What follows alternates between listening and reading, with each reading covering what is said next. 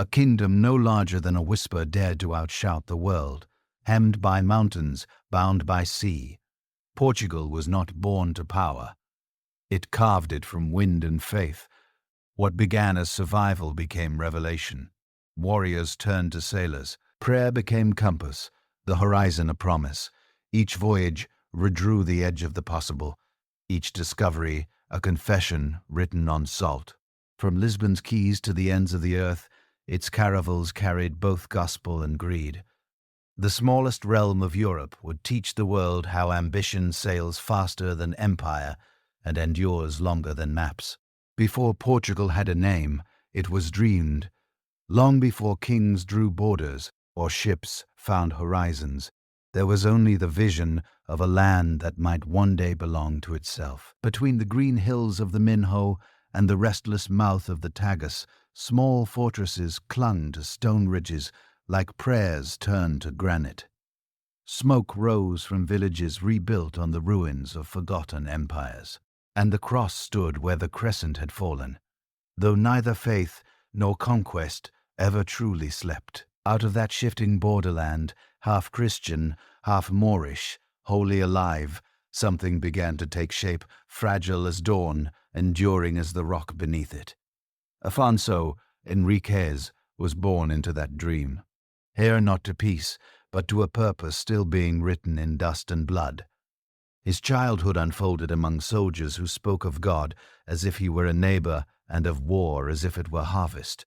The court at Gima was no palace, only timber walls, cold stone and banners worn thin by the wind. But within those walls, an idea stirred. Each raid across the mountains, each chapel rebuilt from ruin, each field plowed closer to enemy ground, added flesh to that invisible nation. It was not yet called Portugal, but its pulse could already be heard in the clang of iron and the whisper of prayers for victory. The 12th century dawned on a restless Iberia. To the east, Leon and Castile feuded like brothers, fighting over inheritance. To the south, the emirs of Al-Andalus held lands rich in silk and science, their cities gleaming under minarets that caught the light like spears. Between these worlds lay a narrow strip of frontier, small, stubborn, and determined not to vanish. Count Henry of Burgundy had come from distant France to serve in Iberia's holy wars, rewarded with this harsh territory for his valor. Yet it would be his son, Afonso, who would turn the grant of a frontier into the birthright of a kingdom. He learned early that survival depended less on loyalty than on will. The boy watched his mother Teresa rule in her husband's absence, balancing between Leon's demands and the ambitions of local lords. Gimi was surrounded by men who pledged faith, one day in rebellion the next. Afonso grew among them like iron in a forge, hammered, tempered, unbending. When he came of age, he defied even his mother, gathering vassals who saw in him a clarity that others mistook for arrogance. The clash at Salamade in 1128 was not just a battle between armies, but between two visions of power, one that bent toward Leon and one that refused to bow at all. Alfonso's victory there did more than secure his rule. It gave shape to the dream that the people of this land could be their own masters. From the fields of Uruk to the walls of Santa, his campaigns turned faith into weapon and geography into destiny. The land he claimed was poor, its villages small and scattered, its people hardened by hunger and hope alike. Yet they followed him southward through dust and thorn because he offered something no foreign lord had ever promised: ownership of the soil they bled for. Each fortress he took became a new heartbeat in the young realm. At Uruk, legend said the sun stood still as victory crowned his cause. In the stillness after battle, surrounded by men whose faith had carried them beyond reason, Alfonso declared himself not just count, but king. The coronation was as much prophecy as proclamation, whispered in Latin prayers and shouted in Portuguese voices that were still learning their own sound. Lisbon fell decades later, its towers bristling against the horizon like the teeth of a locked gate. The siege lasted through months of heat and famine. Foreign crusaders fighting beside local knights, sailors pulling stones from the ramparts with ropes and faith.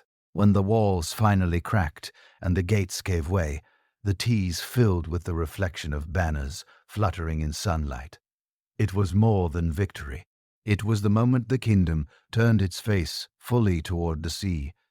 From the ashes of conquest rose a new capital, its harbor crowded with masts and markets that smelled of salt, spices, and ambition. The river carried everything the land could not grow.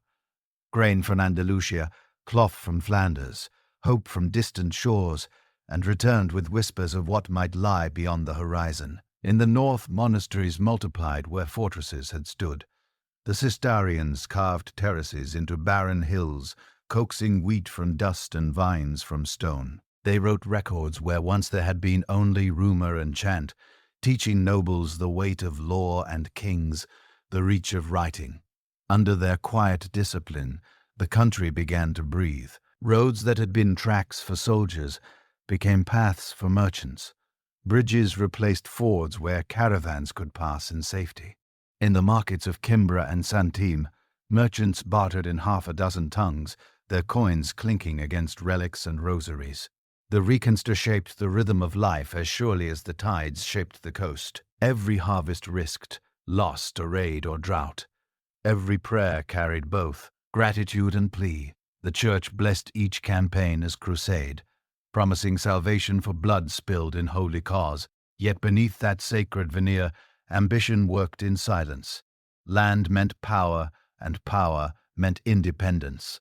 As Moorish strongholds fell, their orchards and fields passed into Christian hands, creating a new nobility bound more by possession than piety. The kingdom stretched southward, like a shadow following the sun, its borders shifting with each season's war.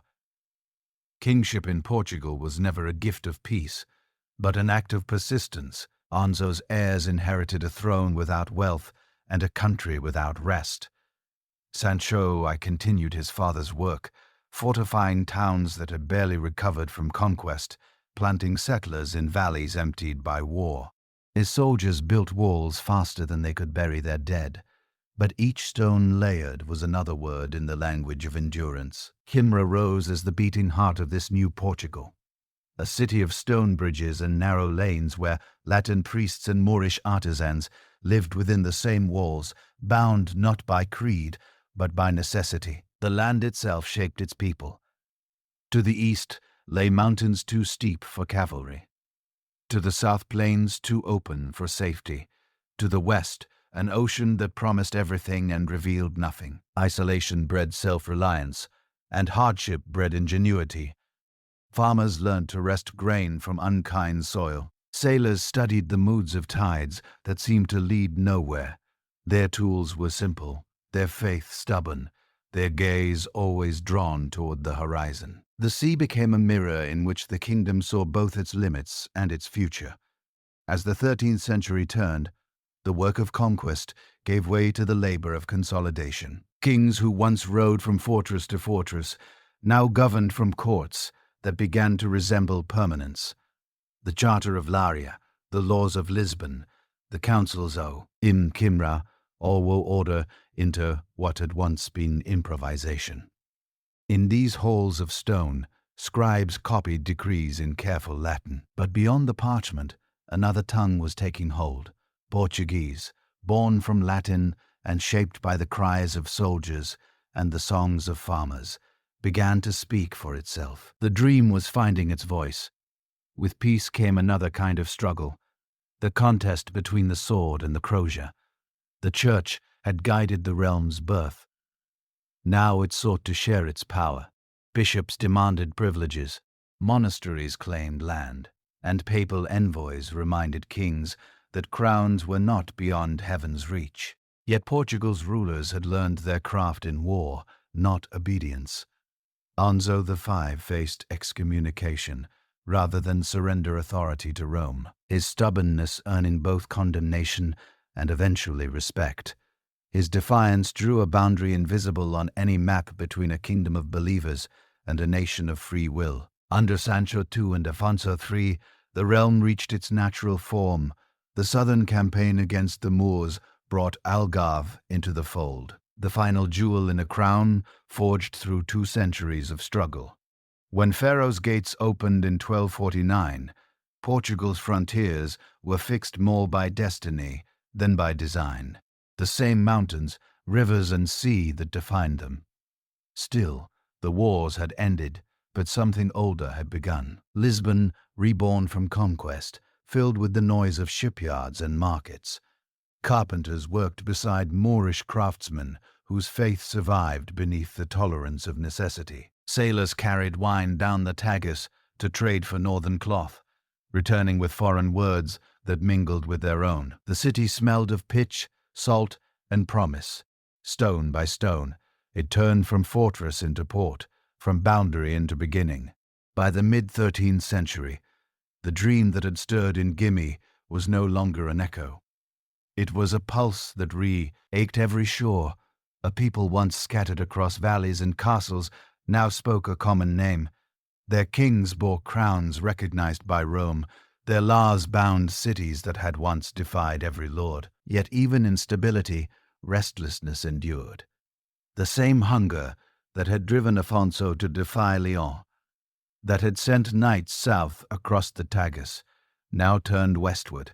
The wars of the land were over. The wars of the sea had not yet begun. On quiet evenings, when the winds fell still over the Atlantic, fishermen spoke of waters that had no end. They did not yet know that their children's children would follow those waves beyond the world they could imagine. But something in the air had changed. The kingdom had been carved from faith and iron. Now it awaited a new kind of conquest, one of wind, wood, and will. Portugal was no longer a dream. It was awake, restless, and standing at the edge of a horizon it was born to cross. By the mid-13th century, Portugal stood whole for the first time. From the green valleys of Minho to the sun-bleached coves of the Algarve, the kingdom at last held the borders that would define it for centuries. The wars of faith had ended. Silence returned to fields once watered with blood. Fortresses became towns. Swords became plowshares. And men who had lived by conquest learned the slower rhythm of peace. Yet behind that calm, another hunger stirred. A realm born of struggle could not rest without purpose. Anzo III, last of the conquerors, became the first true administrator. He summoned nobles, clergy, and burghers to his courtiers at Laria, asking them not for loyalty, but for counsel. Out of their quarrels grew a habit of governance rare in medieval Europe, a dialogue between crown and people that would, in time, give the small kingdom a strength larger realms lacked. In chancery halls, scribes set this new order to parchment in the language of the land itself. Portuguese, once only spoken, now flowed in ink beside Latin, turning the speech of shepherds and soldiers into the instrument of kings. Trade followed language along the Tagus. Lisbon rebuilt its quays into forests of masts. English and Flemish merchants filled the harbour with bales of cloth and barrels of saltfish. In return, ships departed heavy with wine, oil, and leather. Genoese captains charted the winds. Jewish financiers kept the ledgers balanced. What had been a fortress now pulsed as a port, its markets a babble of tongues beneath the same church bells that once tolled for war. The nobility, deprived of conquest, sought meaning in pageantry. Their banners fluttered above processions rather than battlefields, and tournaments replaced campaigns. Knights who had inherited valor but not purpose turned their restlessness into spectacle, while the true labor of the realm shifted to merchants and artisans. Only in monasteries did the old discipline endure. The sister Stibes, the Cistercians, drained swamps, terrace hillsides, and taught peasants to work as if toil itself were a prayer. Their quiet industry turned wilderness into harvest, and faith into infrastructure. Then came famine and worse. In the 14th century, plague swept through the narrow lanes of Lisbon and Porto, leaving silence where there had been song. Half the kingdom perished, but what survived was tempered, with labor scarce, Towns won new freedoms, and craftsmen demanded pay, once given only gratitude. Guilds formed, councils grew, and a merchant class began to look outward, to the ships in the harbor and the line where sea met sky. Beyond recovery lay renewal. The Portuguese had lived for generations with death as neighbor. Now they turned survival into ambition. Fishermen pushed farther from shore, following cod into northern waters. They returned with stories of currents and winds unknown to ancient charts, and though few believed them, one man listened. King Ferdinand's death in 1383 ended the first royal line and threatened the independence for which so many had fought. Castile claimed both throne and country through marriage, sending armies to enforce its right. But the people who had forged their nation from defiance refused surrender. From that chaos rose Joel, master of the Order of Aves, an illegitimate prince whose authority came not from blood, but from resolve. In 1385, on the fields of Aljubarroa, his outnumbered army shattered the invaders and secured a dynasty born of merit. The victory did more than preserve sovereignty. It reignited purpose. The Ayes kings inherited a nation poor in gold but rich in certainty. Joan rebuilt the fleet and the confidence of his people. Shipyards in Lisbon rang with hammers, their rhythm like a hymn. The city swelled with merchants and scholars drawn from Italy, Aragon, and Flanders.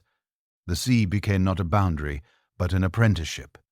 Among the king's sons grew one whose imagination reached farther than any wall could hold. Henry, called later the Navigator, walked the docks as a child, tracing lines in salt on the planks and asking sailors where the sun went when it sank into the west. He was educated in theology and mathematics, but what stirred him most were the charts of the world's edge, the empty spaces marked only by monsters and fog.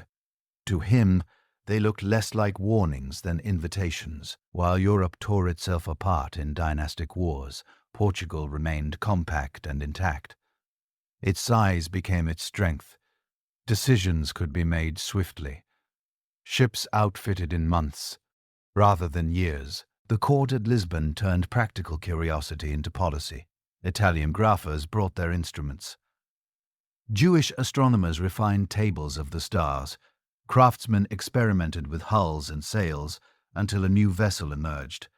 The caravel, bought enough for exploration, strong enough for exploration, strong enough for return. The Church lent its blessing through the Order of Christ, heir to the Templars' fortune and fervor. Its knights no longer rode to Jerusalem, but prayed over compasses and astrolabes. They saw in the ocean a field of faith awaiting cultivation. Their red cross, once raised on shields, now adorned sails that would carry Portugal into history. Lisbon changed again. At dawn, the river glimmered with the light of hundreds of masts. By dusk, the city smelled of pitch, rope, and brine. Mariners' taverns filled with talk of islands glimpsed beyond Madeira, of dark-skinned traders across the western sea, of gold that could be reached if one dared the wind. Even the poorest laborer sensed that something vast was awakening, that the kingdom which had once fought to exist was preparing to discover its purpose. In 1415, that purpose found its first test. Soda, the walled city that guarded the Strait of Gibraltar, was rich in silks, spices, and rumor. To seize it was to claim a gateway to Africa's trade and the legend of gold beyond the desert. The plan was born in Henry's restless mind, but it bore his father's blessing. That summer, the Tagus filled with ships, a floating army drawn from every port in the realm. Priests blessed the banners. Citizens lined the cliffs to watch their departure. At sunrise on August 21st, sails blazed white against the sky as the fleet crossed into waters that no Portuguese armada had yet dared. On deck, Henry stood beside his brothers, the wind tugging at his cloak, the scent of salt and prophecy in the air. Behind them lay a kingdom barely 2 centuries old. Ahead, a world waiting to be measured. The drums beat, the anchors lifted, and the ships turned south toward a horizon that shimmered like a promise. Portugal's long awakening had reached its threshold. the same faith that had carried warriors across plains now filled sails, the same courage that had defended borders now sought them elsewhere. What began as a dream of land was becoming a dream of the sea. The kingdom that once fought to be free was ready to discover how far freedom could go. The morning mist hung low over the Atlantic when the fleet returned. Its hulls were battered, its sails torn, but the banners of Portugal fluttered above them. Red crosses bright against the pale light. Sutter had fallen. The echo of its cannon fire still lingered in memory. The thunder that had announced Portugal's arrival beyond Europe. What had begun as a crusade had ended as an awakening. When the soldiers came home, they carried more than loot from Africa's shore. They brought stories of gold, dust traded by dark-skinned merchants, of caravans that crossed endless deserts, of lands where the sun seemed to rise larger and closer to God. In the royal court, those stories found an eager listener. Prince Henry, third son of King Jam I, and Queen Philippa of Lancaster, had fought at Ceuta beside his brothers. He had seen the African coast glimmer beneath a merciless sun, and something within him refused to turn back. While the rest of the army returned to celebration, he stayed to command the new fortress and learn its rhythms. Sutter was less a triumph than a question, one that would shape the rest of his life. Why risk everything to cross the sea, only to stop at its edge? The city's markets provided an answer in whispers. From the south came merchants, leading camels burdened with gold, ivory, and pepper. They spoke of kingdoms far beyond the dunes. Mali, where rulers weighed gold like grain, and Benin, whose artisans carved ivory as white as bone. Yet all this wealth reached Ceuta by land controlled by Muslim traders who guarded the desert routes like veins of empire. To break that monopoly, Henry reasoned, Portugal must find another path to the source, away by sea around the continent itself. When his father recalled him to Lisbon, Henry obeyed, but his thoughts never left the African coast. He withdrew to the windswept promontory of Saris in the Algarve, where cliffs fell sheer into the Atlantic, and the horizon stretched unbroken. There he built not a palace, but a laboratory of dreams. Sails, mapmakers, astronomers, and craftsmen gathered under his patronage. No single structure could contain them. There was no grand school of navigation, as later legend imagined, but there was a spirit of collaboration that turned curiosity into science. Around wooden tables strewn with compasses and sea charts, men traced the shape of a world that no one yet fully believed existed. The ocean that faced them was still a thing of fear. Mariners called it the Mar Tenebroso, the Sea of Darkness, where monstrous waves devoured ships and winds blew forever westward, never returning. Yet Henry's captains, driven by his stubborn faith, began to test those waters one voyage at a time. They hugged the African coast, measuring its curve like a sculptor, feeling the edge of a statue. Each cape rounded became a victory, not of conquest, but of comprehension. The first breakthrough came by accident. In 1419, a storm swept a small expedition, far from sight of land. When the skies cleared, the sailors found themselves before a green island rising from the mist. It was Madeira, rich in forests and rain, a paradise dropped in the ocean. Henry claimed it at once for the crown, sending settlers to build villages and burn the woods for fields. Timber from its mountains would soon rebuild Portugal's fleet, and sugarcane from Sicily would find its new home in its volcanic soil. The experiment worked so well that within decades Madeira's mills churned out more sugar than any other land in Christendom. Their profits, fidi, new voyages, encouraged Henry looked farther west. In 1427, explorers reached the Azores, another archipelago scattered like stepping stones across the Atlantic. Their discovery stretched the boundaries of the known world and hinted at others still unseen.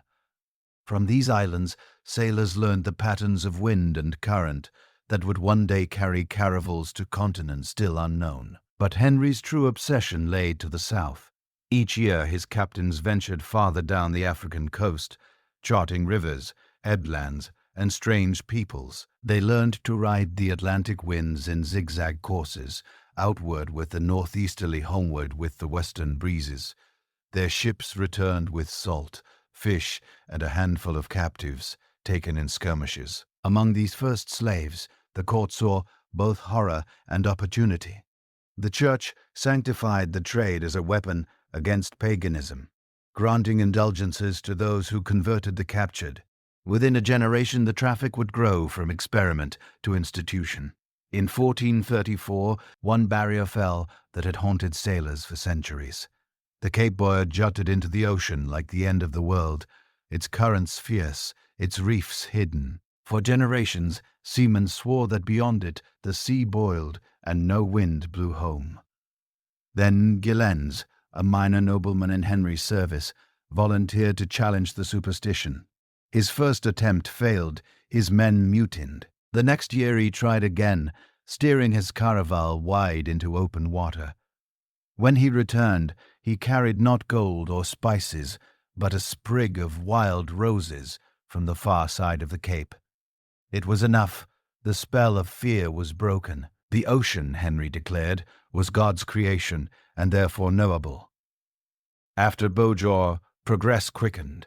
Caraval became the kingdom's chariots of discovery, light, swift, and strong enough to sail against the wind. With their Latin sails and shallow draughts, they old explore estuaries where deep-hurled ships dared not go. Year by year, Portuguese banners appeared farther down the map: Arguin, Senegal, Cape Verde. At each new anchorage, Henry's captains erected stone pillars, padroids, crowned with crosses, declaring the land taken in the name of Christ and King. Trade replaced conquest as Portugal's weapon. From Arguin came gold dust from guinea pepper that Europeans mistook for spice from the east. The profits enriched the crown and silenced those who had mocked Henry's obsessions as folly. Lisbon's mint struck new gold coins, the Cruzados, their name a reminder that faith and commerce had become indistinguishable. Yet not all wealth came clean. Along with gold and ivory came men and women sold into bondage. In 1444, a single fleet returned to the Algarve with hundreds of captives, their chains clattering on the quays of Lagos as merchants bid for human lives. Chroniclers described the scene with awe rather than pity, seeing in it the fulfillment of prophecy. Pagans brought from darkness to light. History would remember it differently. By the 1450s, Portuguese ships had traced the bulge of West Africa, naming the rivers Segal and Gambia, mapping capes and islands along the way. They learned the patterns of the Atlantic gers and the seasonal pulse of the monsoon winds. Where earlier voyages had sought miracle and legend, these pursued knowledge. Charts once blank began to fill with coastlines that stretched farther than imagination had dared. Not all voyages prospered. Some vanished in storms, others returned empty, their crews thinned by fever. The sea demanded lives as tribute for each secret it revealed. Yet Henry pressed on. He measured success, not by treasure, but by distance, by the gradual erosion of ignorance. His captains, once fearful of shadows, now spoke in degrees of latitude and days of sail. For the first time, the ocean had coordinates. In 1455, the papacy granted Portugal exclusive rights over all lands discovered beyond Cape Bodor, framing exploration as crusade and monopoly alike. The same cross that had crowned Lisbon's churches now marked the borders of an empire still unborn. Henry received the news at Sarris with solemn satisfaction. He had no heir to inherit his titles, but he had found another form of legacy. To explore was to serve God. To map the world was to praise its maker. The prince's later years unfolded in the rhythm of the tides he had spent a lifetime studying. His agents established the first permanent trading posts along the African coast, fortified stations where goods and captives changed hands. Timber from Madeira built the ships that supplied them. Sugar financed their defense. The pattern of empire was already visible, a chain of ports stretching across oceans. each a spark of Portugal's reach. By the time of his death in 1460, Henry had never commanded a fleet, nor set foot beyond the familiar coasts. Yet his vision had altered the course of history. In the decades of his patronage, Portuguese sailors had extended the known world by thousands of miles, proving that the Atlantic was not a barrier, but a bridge. His tomb at Batalha lay beneath arches carved with stars, perhaps fitting for the man who had taught his country to navigate by them. After Henry's passing, the work did not cease. His nephew, King Afonso V, inherited both the fleets and the fever of expansion. Under his rule, captains like Diego Gomez and Alvaro Fernandez pushed beyond the equator, venturing into regions where the constellations themselves changed. They found new islands, Sierra Leone, Cape Verde, and new peoples who spoke tongues that no European could yet understand. For every map they brought back, 10 new questions appeared.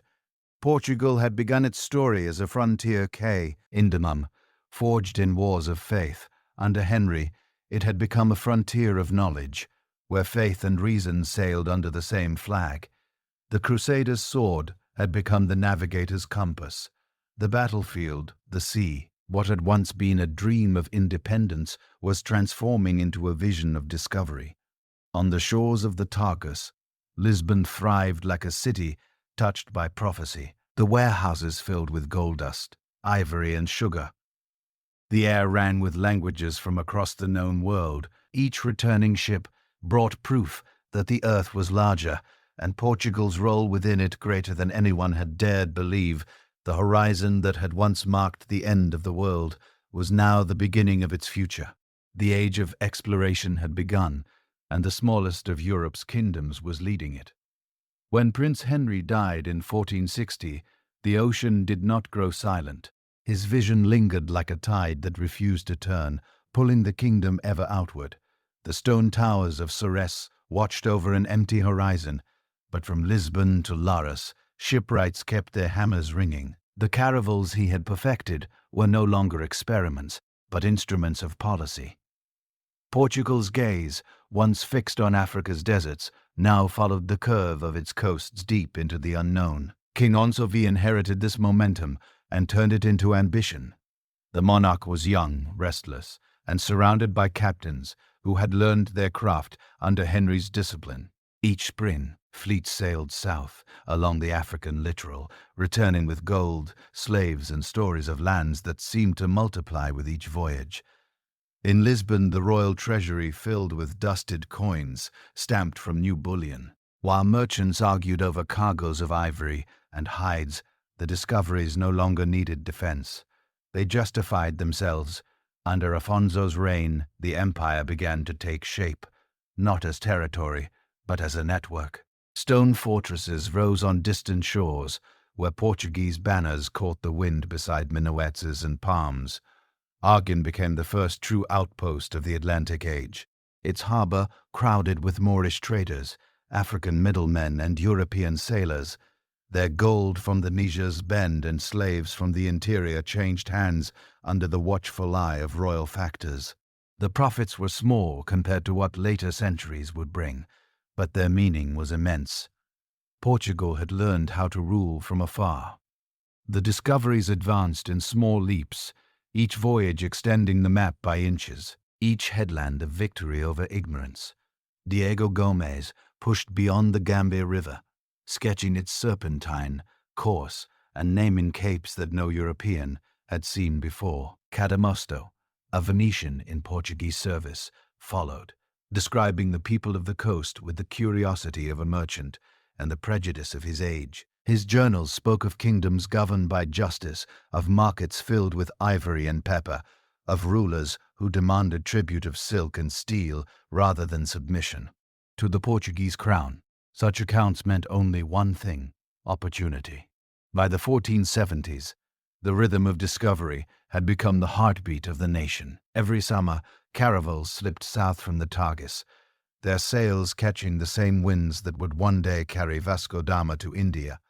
Each autumn they returned with new coordinates, their charts more accurate, their holds heavier. They brought back also the dead, men claimed by fever or shipwreck. But even that toll could not still the hunger for distance.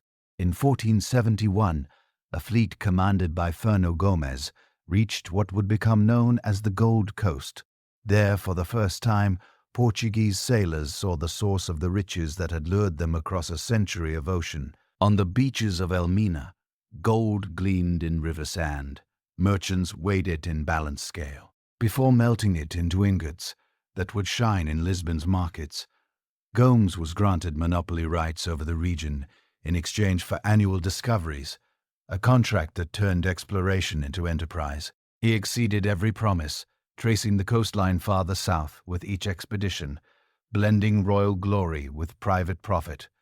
The following decade transformed speculation into empire. Teotau, a quiet nobleman of keen precision, was chosen to continue the work. In 1482, he sailed beyond the known world, passing the mouth of the mighty Congo River. Its waters poured into the sea with the force of a continent, and Sao followed them inland, greeted by kingdoms whose rulers wore European cloth, bought through generations of indirect trade. He raised stone pillars, pad drawings, engraved with the arms of Portugal, symbols not of conquest, but of claim. Each stood as a declaration that the world's edges now bore a Portuguese name.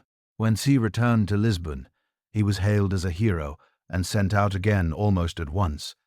His second voyage carried him past the Namib's red sands to the barren cliffs of Cape Cross. The desert stretched to infinity, its silence broken only by the wind, but the sight of it filled him with certainty.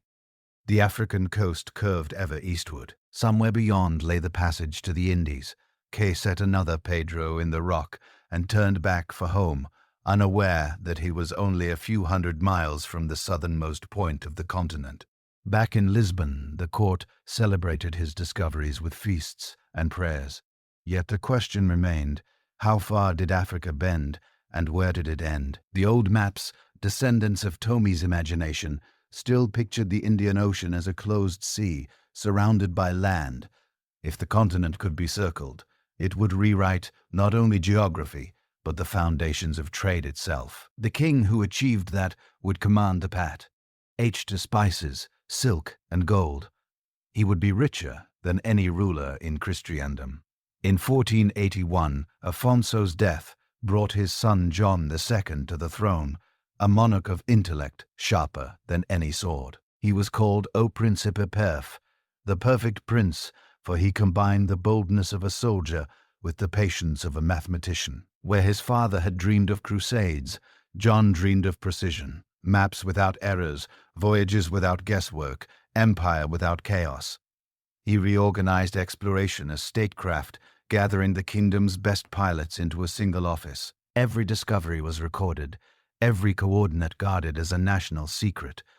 Duo understood that mastery of the sea required mastery of information. He revived the work of Henry's scholars, ordering astronomical tables, updated, and compasses standardized.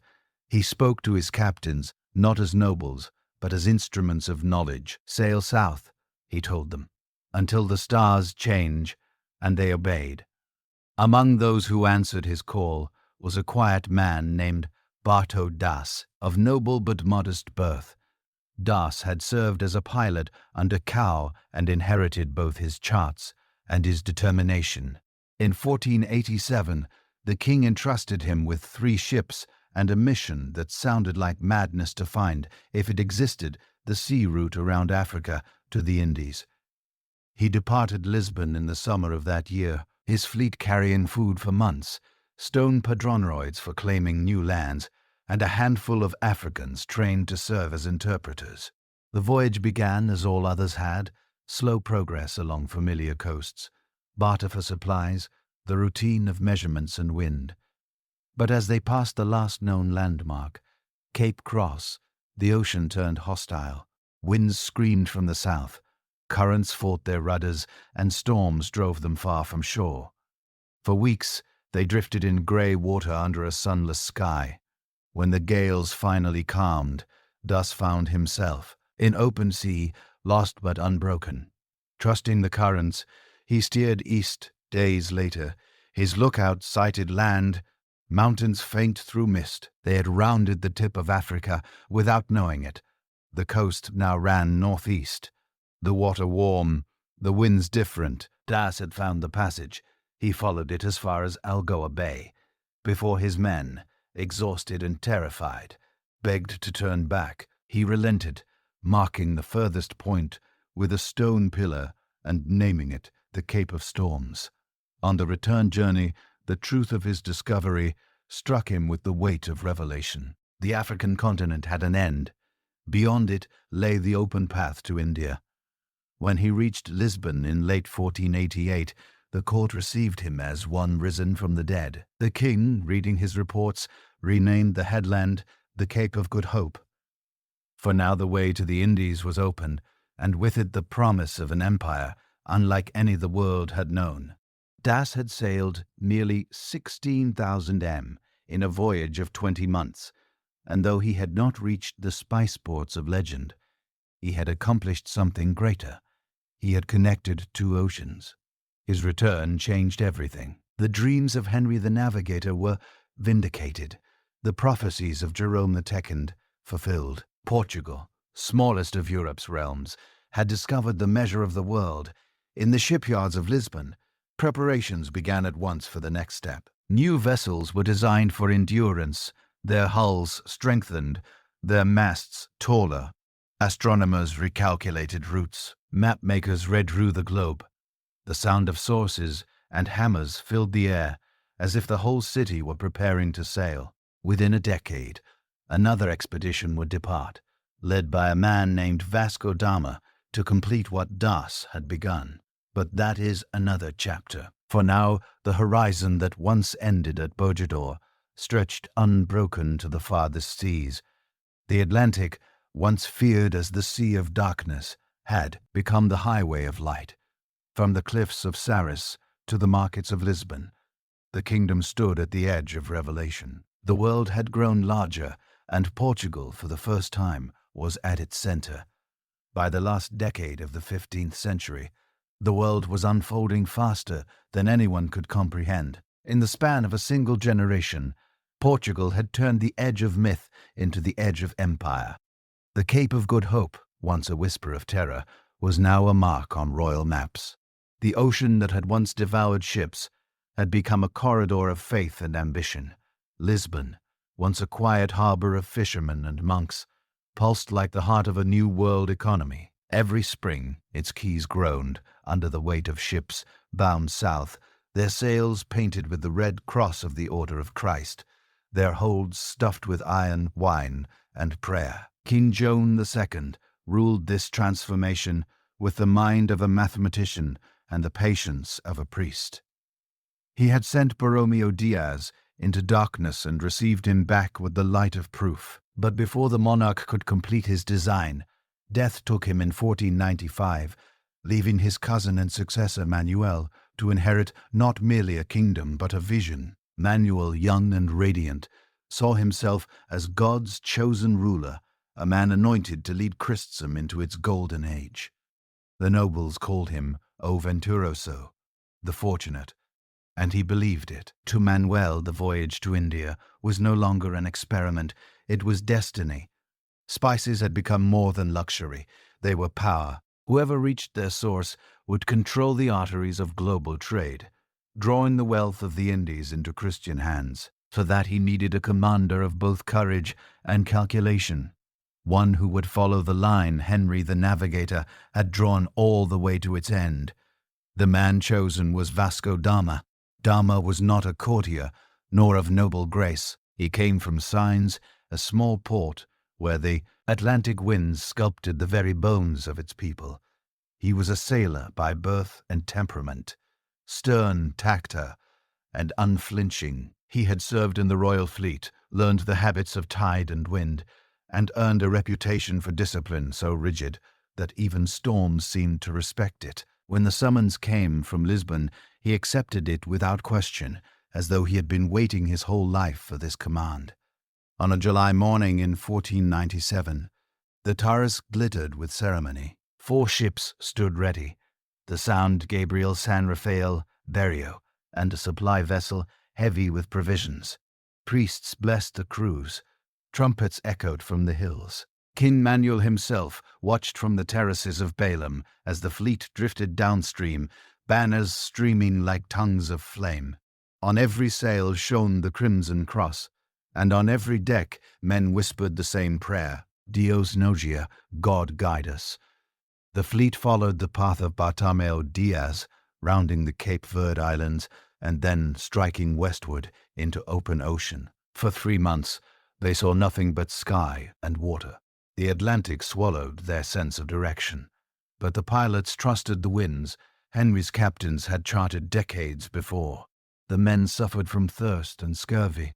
Their gums bled, their teeth loosened, and their dreams filled with the taste of oranges. When despair was thickest, seabirds appeared.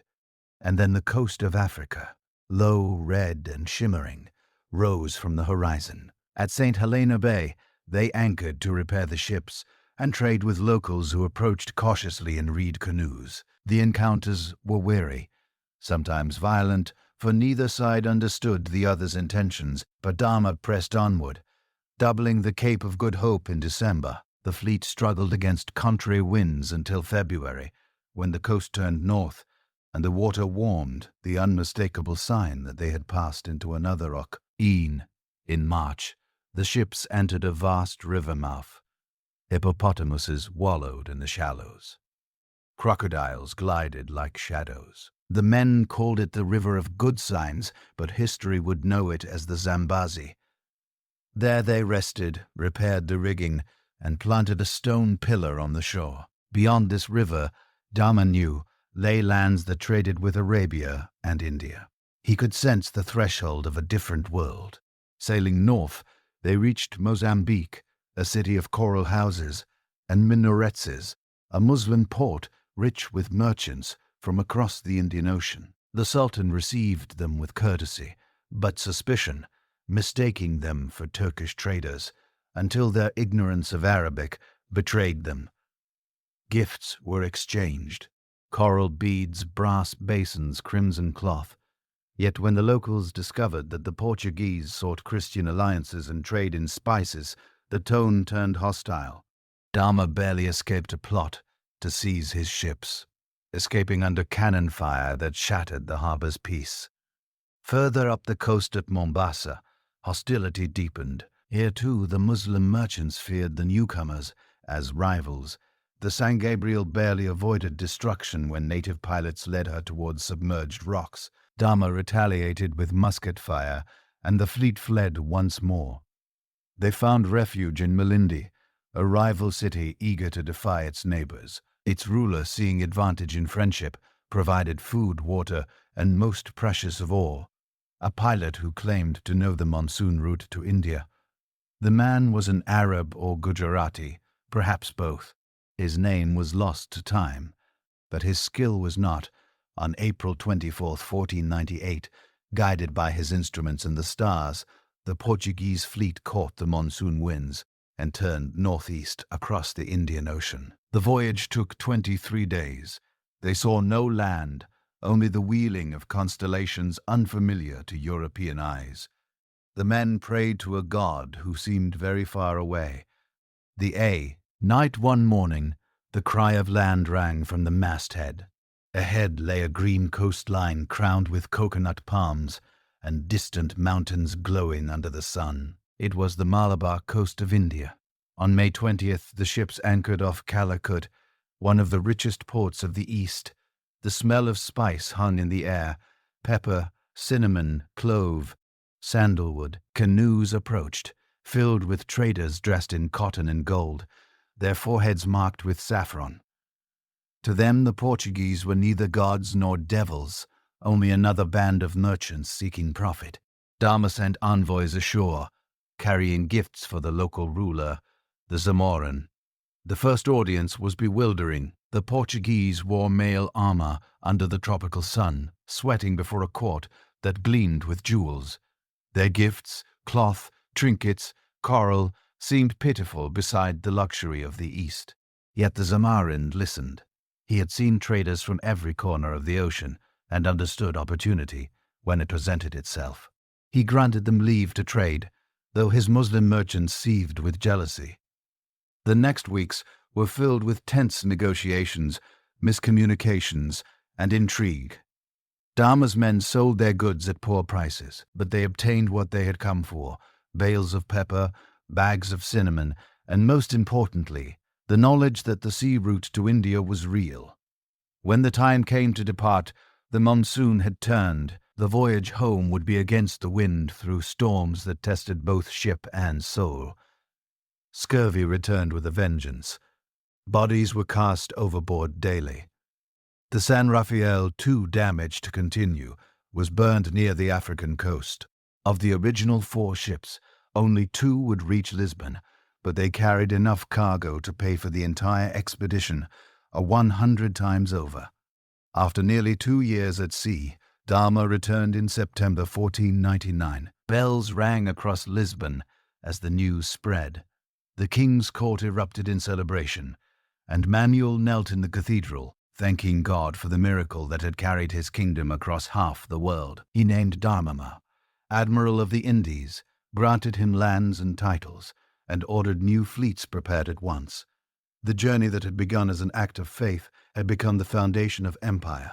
The voyage's consequences were immediate and vast. Within months, maps of the known world were redrawn. The Atlantic and Indian Oceans were now joined by a single line, the line of Portuguese dominion. Europe's great trading centers trembled. Venice, which had ruled the spice trade for centuries, saw its monopoly crumble as ships began to sail directly from Lisbon to India and back. The profits were unimaginable. A handful of pepper could buy a soldier's pay for a year, a chest of clothes, the dowry of a princess. But wealth was only part of it. Religion, too, rode those same winds. The papacy hailed the discovery as divine providence. In 1494, the Treaty of Tordesillas had already divided the world between Portugal and Spain along the meridian west of the Azores. Now, as if by celestial confirmation, the seas east of that line belonged to Portugal and to Portugal alone. Every voyage was a crusade, every cargo a sacrament of empire. Lisbon changed overnight. The harbor that had once served a provincial kingdom now thrummed as the capital of a global enterprise.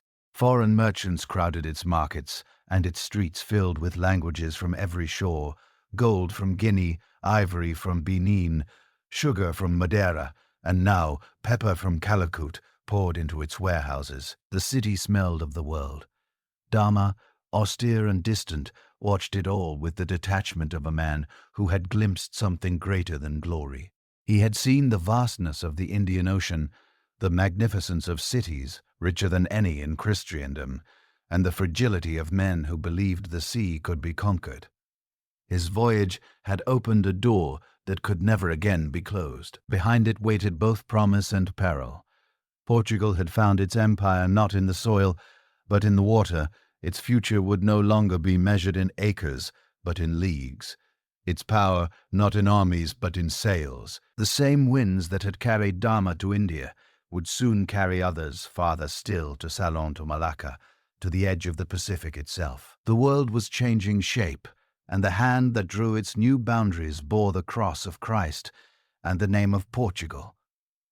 When the ships returned from India, Lisbon changed forever. The harbor that had once smelled of tar and salt now breathed pepper and cinnamon. Crowds filled the quays to see sailors whose faces were burned dark by equatorial suns, men who spoke of cities larger than kingdoms and oceans wider than faith. They carried silks from Calicut, jewels from Ceylon, and gold that caught the morning light. The first voyage had been a miracle. The second would be a statement of power. King Manuel understood what discovery meant only when the profits began to arrive. One cargo of spice was worth more than a year's taxes. What Henry the Navigator had dreamed, and what Jerome II had planned, now flowed into his treasury as reality. But trade required protection. The wealth of India could not depend on fragile alliances or the goodwill of merchants. Portugal would have to command the seas. In 1502, Vasco da Gama sailed again, no longer as explorer, but as enforcer. His fleet bristled with cannon. His orders were simple: impose Portuguese dominion across the Indian Ocean. The voyage began like the first around the Cape North, to Mozambique, but this time each harbor already bore the mark of his flag. When he reached Calicut, where his men had once begged for fair trade, he answered the city's suspicion with bombardment. Cannon thundered for 2 days, reducing the harbor to splinters and flame. The message was unmistakable. Portugal would no longer request permission. It would create it. After Calicut burned caution and Cananora sought Portuguese friendship, eager to profit under foreign protection. Warehouses and fortresses rose beside palm groves, guarded by men who prayed before battle and balanced accounts after it. The Efteoria, the fortified factory, became Portugal's signature, a cross between church, fortress, and marketplace. From these strongholds, the empire began to breathe. The trade that followed transformed Europe. Ships left Lisbon every spring and returned in autumn, their holds filled with pepper, cloves, and cinnamon. Prices collapsed in Venice. Its merchants watched centuries of monopoly vanish. The smallest kingdom in Europe had rewritten the map of the world. Manuel built new palaces, paved new plazas, and ordered a monastery at Balaam, so magnificent that it seemed sculpted from sunlight itself, a monument to both faith and fortune. But wealth drew enemies. Egypt, its merchants ruined, allied with Venice and the Sultan of Gujarat to drive the Portuguese from the sea. To defend his new dominion, Manuel appointed Dom Francisco de Almeida as viceroy, giving him command of all forces east of the Cape. Almeida was a soldier first, administrator second, cold, efficient, and unshakable. He fortified Cocaigne, built a fleet, and demanded tribute from every passing vessel. In 1508, his policies were tested.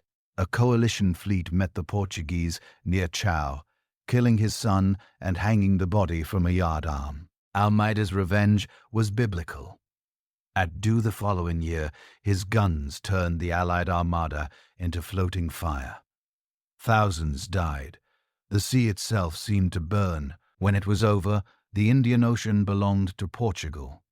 Yet Almeida's victory also marked his end. His ambition and cruelty alarmed Lisbon, and Manuel replaced him with a new commander, Afonso de Albuquerque, a man whose vision would define the empire's soul. Albuquerque arrived in 1508 with eyes fixed not on trade, but on geography.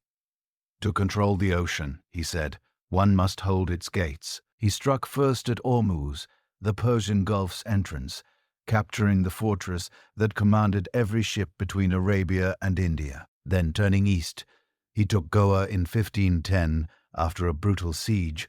The city, rich in temples and merchants, became the capital of the Estado de India, the state of India, the administrative heart of Portugal's empire. Goa was unlike anything Europe had imagined. Churches beside mosques, Latin hymns mingling with Hindu bells, Portuguese captains marrying Indian women under the gaze of both priest and idol. Albuquerque encouraged such unions, believing empire needed roots, not just garrisons. He rebuilt the city in stone, founded its cathedral, and filled its docks with ships bound for Africa, Arabia, and the Malay world. From Goa, he moved farther east toward the fabled markets of Malacca. There, where leisure met to trade, Chinese, Arabs, Javanese, he launched his boldest strike. In 1511, after days of savage fighting, Malacca fell. With it, Portugal controlled the main artery of the eastern seas. The narrow strait between Sumatra and the Malay Peninsula became a Portuguese lake. Through it passed the trade of China, Japan, and the Spice Islands. Within 6 years, Albuquerque had forged an empire of ports instead of provinces, a chain of fortresses linking 3 oceans. Ormuz guarded the west. Goa ruled the center. Malacca held the east. Between them stretched the maritime spine of the New World Order. Every ship paid tribute. Every trade route bent toward Lisbon. What Rome had ruled by legions, Portugal now ruled by sails. In Lisbon, the tide of wealth became a flood. Pepper, nutmeg, and cinnamon arrived by the ton. Markets overflowed, coiners melted gold by the cauldron, and nobles wore India on their sleeves. The court itself became a theater of empire filled with foreign envoys, exotic animals and artifacts from lands that until recently had existed only in myth. Portuguese coins jingled in Cairo and Venice, proof that power had shifted from the Mediterranean to the Atlantic. But even glory devoured its makers. The ocean demanded constant sacrifice. Ships lost to storms, crews to disease, governors to intrigue. Albuquerque himself died at sea in 1515, worn by battle and bitterness. He had been denied the honors he deserved, recalled in jealousy, and abandoned in illness. His final words to his men were simple: "I leave the kingdom in your hands. May you keep it better than I." They buried him in Goa, the city he had wrested from the earth and sea, beneath walls that still smelled of gunpowder. By then the empire he had built stretched farther than any realm before it. From the Straits of Hormuz to the Straits of Malacca, Portuguese ships ruled the horizon. The church sent friars to follow the merchants. The flag of the cross flew over mosques and pagodas. Each fortress was a sermon in stone. The dream that had begun in Guinea under Afonso Henriques, the dream of a people forging destiny from faith, had reached its farthest shore. The warriors of the Reconquista had become mariners. The kingdom of 1,000 valleys had become an oceanic empire. Portugal, smallest of Europe's crowns, now carried half the world upon its sails. When news of Albuquerque's death reached Lisbon, bells tolled, not for loss, but for fulfillment. The age of discovery had found its empire. The red cross that once marked crusaders, shields now circled the globe on white canvas. In a single lifetime, a nation that began as a dream of independence had become the architect of a connected world. At the dawn of the 16th century, the oceans belonged to Portugal, and the horizon no longer meant the end of the world, but its beginning. Before empire reached east, it had already drifted west. The same winds that carried Vasco da Gama around Africa also swept other ships into the open Atlantic, into waters no map described. It was not conquest they sought, but passage routes southward that curved with the earth. Yet in that accidental turning, Portugal found another world. In 1500, a fleet under Pedro Alvarez Cabral set out from Lisbon, following Gama's course toward India. 17 ships heavy with supplies, and priests disappeared into the mist beyond the Cape Verde Islands. Their sails vanished over the horizon, and for a month the ocean kept its secret. Then, far to the west of any known chart, the lookout on the Nicholas-sighted land, green hills rose from the sea like the edge of creation. Dense forests, birds the color of jewels, rivers wider than any in Europe. Cabral named the place Terra Dea Cruz, the land of the true cross, and claimed it for King Manuel. The discovery was a mistake that changed history. The line drawn by the Treaty of Tordesillas, intended to divide the world between Spain and Portugal, placed this unknown coast within Portugal's share of heaven. The Spaniards would have their Indies. Portugal, by a twist of wind and parchment, had found a continent. At first, the new land seemed little more than a curiosity. Cabral's fleet lingered only a few weeks before resuming its voyage to India. He left behind no colony, only the cross of Christ planted in sand, and the memory of trees that bled red sap. Pau, Brazil, the wood that would give the country its name. The dye made from it, brighter than any known in Europe, soon turned the forests into currency. Traders followed where explorers had passed, filling ships with timber cut by native hands in exchange for mirrors, beads, and iron knives. The coast stretched endless and wild, its harbors guarded by coral reefs, and its interior veiled by jungle. The people who lived there, Tupin, Potiguara, Tupinim, had no cities or kings, only villages bound by kinship and ritual. They met the Portuguese not as subjects, but as strangers, curious and cautious. Some welcomed trade, others fought it. Along that fragile shore, the first conversations between Europe and America began, spoken in barter, mistranslation, and blood. Back in Lisbon, attention remained fixed on the east. The gold of India drowned out the whisper of Brazil's trees, yet the Atlantic refused to be silent. French corsairs began raiding the coast, cutting their own timber, claiming their own harbors. To defend what it had barely noticed, Portugal was forced to act. In 1530, King III ordered the first official expedition of colonization, led by Martin Ansouduza. His ships sailed from the Tagus into a hemisphere still largely unknown. They mapped bays and capes, charted currents, and founded a settlement at São Vicente, the first permanent colony of Brazil. The land was vast beyond imagining, its soil dark and rich, its climate merciless and generous in turn. Wheat withered, sugar thrived, Car from Madeira took root in the coastal plains, and the Atlantic winds filled with the scent of burning mills. To populate this frontier, the crown divided it into captaincies, long narrow strips granted to noblemen and adventurers. Each Donatario ruled as miniature king responsible for settlement, defense, and salvation.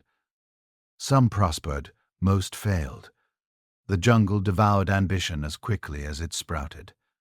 Disease thinned the settlers. Indian resistance burned isolated forts to ash. Yet, in a few places, Pernambuco, Bahia, Salvanti, sugarcane took hold, and with it the beginning of a new economy. The mills called Inenhos were kingdoms unto themselves. Wooden rollers crushed cane into juice that boiled in copper vats, day and night. The air filled with smoke, sweetness, and flies. Men worked until their bodies gave out, for the machinery of empire demanded more than free labor could supply. From the African coast, Lunda, Benin, Santo, ships began to arrive with human cargo. The Atlantic Triangle took shape, slaves from Africa to Brazil, sugar to Lisbon, goods back to Africa. The ocean became a circuit of suffering and profit. Not all who crossed it came in chains. Jesuit missionaries arrived too. Driven by zeal as fierce as any merchant's greed, they learned native tongues, built missions deep in the wilderness, and baptized whole villages. Some protected their converts from enslavement, others justified conquest as conversion. For every chapel raised, a forest fell. The cross and the axe advanced together. By the 1540s, Brazil was no longer an accident, it was a system. Sugar plantations fed Lisbon's hunger for sweetness. Duard funded fleets. Slave labor turned the wilderness into arithmetic. Yet, the colony remained fragile, its coasts open to attack, its settlers too few to defend what they owned. Jerome III resolved to bring order. In 1549, he appointed a governor-general, Tom Duza, to rule all Brazil from a new capital, Salvador de Bahia. Sua's fleet carried everything a country required: soldiers, priests, builders, and bureaucrats. They anchored in a vast bay, where sunlight turned the sea to glass. There on a hill overlooking the water, they built a city of stone and faith. A cathedral crowned the heights. Streets spread downward toward the docks. Behind them rose forests that seemed to have no end. Salvador became the first true capital of the tropics, a European order grafted onto American soil. From its ramparts, the Portuguese gaze turned inward at last. They saw a land not of islands and ports, but of distances, rivers longer than empires, forests thick as thought. The Jesuits marched inland with crosses and notebooks, describing flora and souls alike. Some called the natives noble, others called them lost. None understood how profoundly both worlds were already changing. In Lisbon, the empire's rhythm still beat to the east, the Carrera de India sailing each year to Goa and back, but another pulse was forming in the west. Sugar became Portugal's second spice.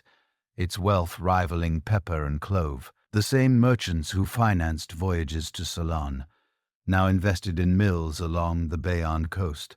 The Atlantic, once a path to India, was becoming an empire of its own. The ships that linked it moved in silence, carried by currents few could chart. Each one left Lisbon heavy with goods and returned heavier with goods and returned heavier with profit and with ghosts. The voyage from Africa to Brazil was a descent into heat and darkness, where chained men and women survived on whispers and memory. Some captains prayed to Christ, others to the wind, all returned with their holds full and their hearts altered.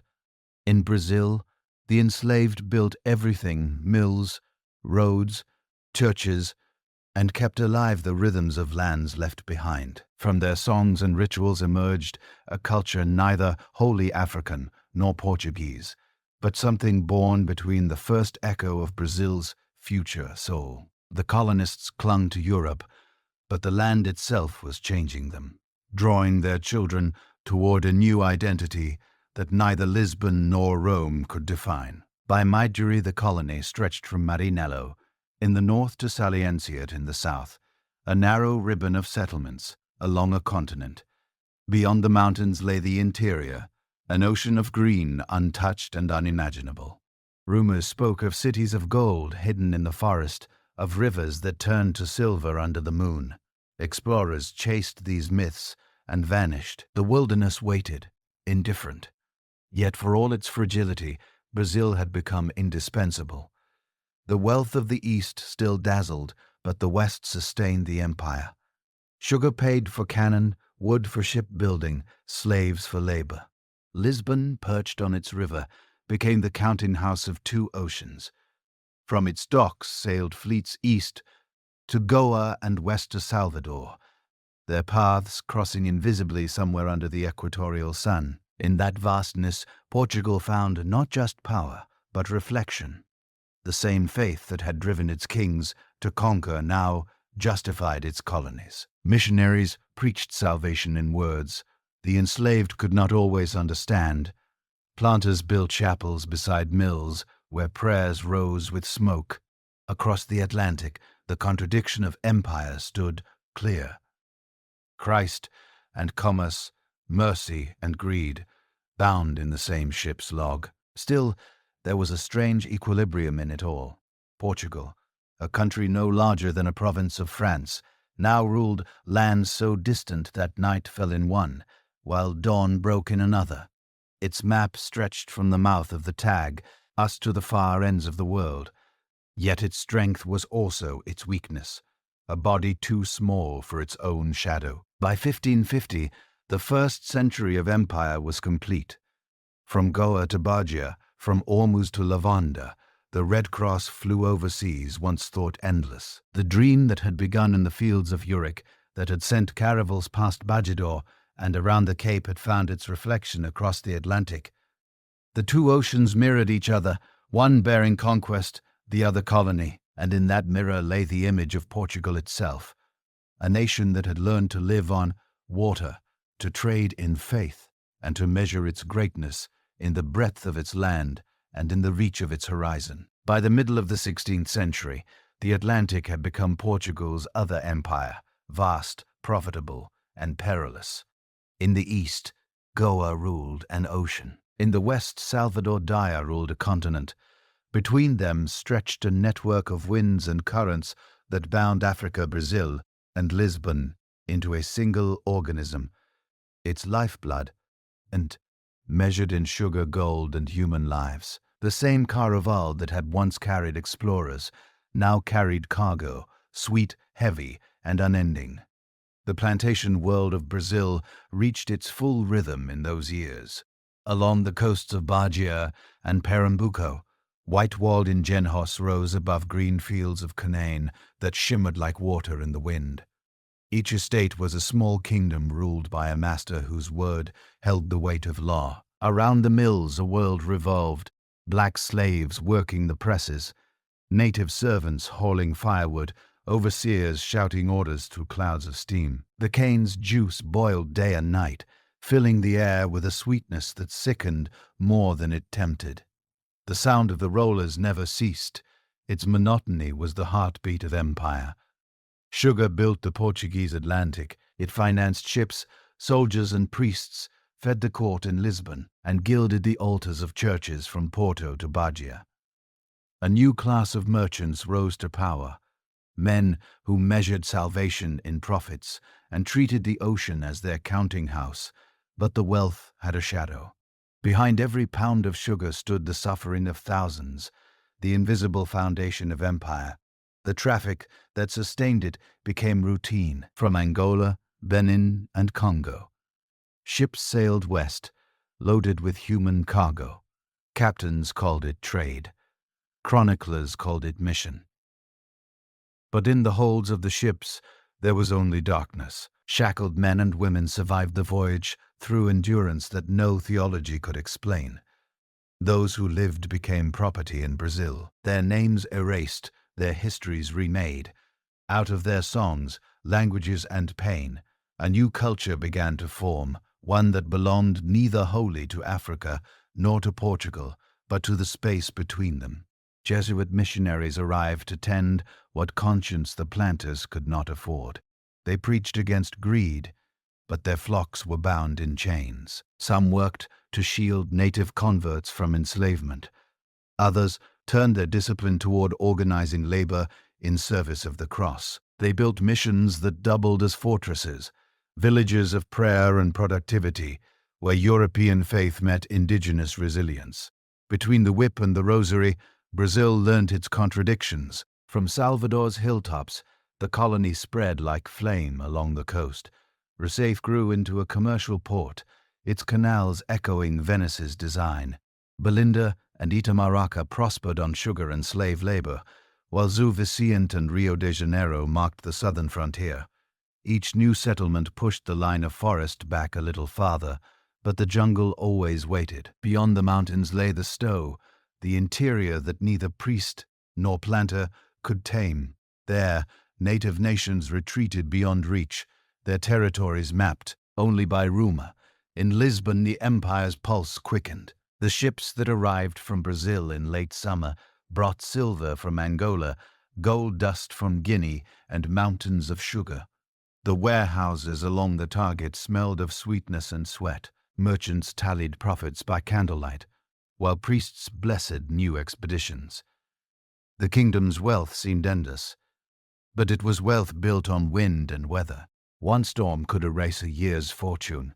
One fire in a mill could ruin a dynasty. Yet Portugal believed itself invincible, protected by the same providence that had carried Gama to India and Cabral to Brazil. Africa had become the empire's workshop. Santoé, once a place of exile, had turned into a crucible for sugar and slavery.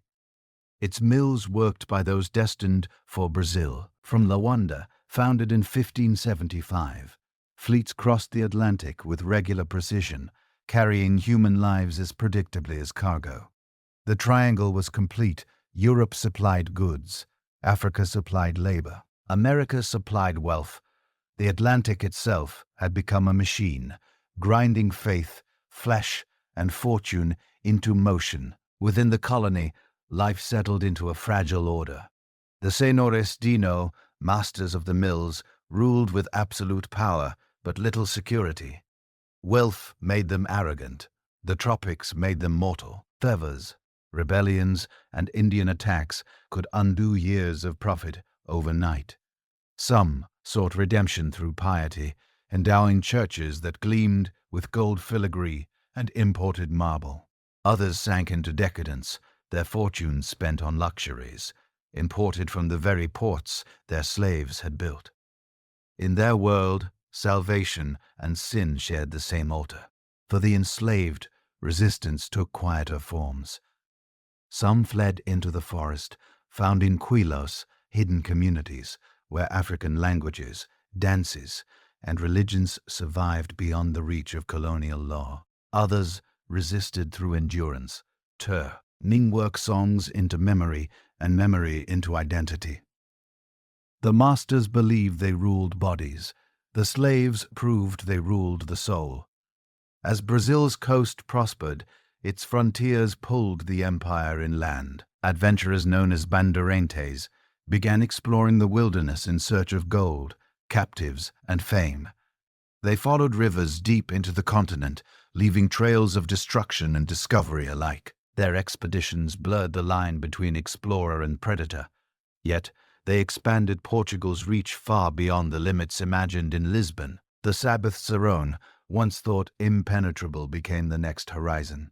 The Jesuits followed these paths too, seeking not gold, but souls. Their missions stretched into Paraguay and the Amazon, building communities where native languages were written down for the first time, and where European and indigenous customs mingled in uneasy harmony. Some of these missions grew into self-sufficient towns, others were destroyed by slavers or abandoned to the jungle. Yet their memory endured, part of the moral map of a continent still being drawn. In Europe, the balance of power was shifting. Spain, united under a single crown, had become the giant of Christendom. Its galleons carried Mexican silver and Peruvian gold, wealth that dwarfed even Portugal's eastern riches. The two Iberian empires eyed each other across the ocean's invisible line, their rivalry both fraternal and fatal. Yet Portugal's mastery of the sea remained unchallenged. No other nation could match its navigators, no other maps were so precise, no other fleet so relentless. The world, it seemed, had been divided, and Portugal held its half securely. But empires are never still. By the 1570s, shadows gathered over Lisbon. The population of Portugal itself was small, too small for the demands of a global empire. Each year, thousands of men left for Africa, India, and Brazil. Few returned, the homeland emptied as the world filled with its sons. The crown struggled to govern territories. It could barely staff. Governors fought among themselves, priests feuded with planters, and local councils ruled as they pleased. The very distances that had made Portugal powerful now threatened to pull it apart. Brazil, meanwhile, was beginning to think of itself less as a colony and more as a world of its own. Children born on its soil called themselves Brasileiros, not Portuguese. They spoke a language braided with African rhythm and indigenous words, prayed to saints under tropical skies, and measured time by the rhythm of the harvest. The Atlantic, once a link, was slowly becoming a separation. Still, Lisbon refused to see it. The city glittered like a reliquary, its churches overflowing with gold from across the seas. King Sebastian, young and reckless, dreamed of new crusades in Morocco, imagining glory where caution was needed. The empire's energy, once creative, turned desperate. In 1578, the king led an army across the desert and vanished with it at Alcácer, swallowed by sand and legend. His death without heir plunged Portugal into crisis. 2 years later, in 1580, Spain's Philip II claimed the Portuguese crown, uniting the Iberian realms under one rule. For 60 years, Portugal would remain bound to Spain, a union that preserved its empire, but dimmed its independence. The caravel still sailed, the sugar still flowed, but the heart that had dreamed the seas now beat under another's shadow. Yet, even in subjugation, Portugal's achievement could not be undone. From the cliffs of Saras to the forests of Brazil, its spirit had circled the globe. The nation that had once fought for survival on the edge of Europe had become the first to master the edge of the world. As the 16th century closed, the Atlantic shimmered with its reflection, an ocean that belonged, to no single land, but to all the destinies Portugal had set in motion. Across that water moved ships, prayers and songs, some born of freedom, others of chains, all echoing the same truth. The dream that began as faith had become geography. The seas that once separated worlds now joined them, and Portugal, small, daring, and tired, had drawn the first map of the modern age. The death of King Sebastian in the desert of Morocco left Portugal suspended between myth and morning. For generations, his disappearance would be told as prophecy. The young monarch sleeping beneath the waves, waiting to return when his people needed him. But in 1578, the loss was no legend. The kingdom stood, leaderless, its armies destroyed, its pride buried in foreign sand. Across the Tagus, bells tolled through a city that had grown rich on distant oceans and now faced the emptiness of its own shore. 2 years later, the crown passed to a foreign hand. Philip II of Spain, ruler of the world's mightiest empire, claimed Portugal's throne through his mother's blood. The nobles hesitated, the merchants calculated, the priests blessed what could not be stopped. Spanish soldiers marched into Lisbon with banners raised, and the two crowns of Iberia were joined. The union promised continuity, even strength. Yet beneath its formal vows lay unease. Portugal had once dreamed the world. It now belonged to someone else's dream. At first, little seemed to change. Philip swore to respect Portuguese law, language, and empire. The fleets continued to sail from the Tagus, one toward Goa, another toward Brazil, another round the Cape. Gold and sugar flowed through Lisbon's warehouses, though the profit no longer felt entirely its own.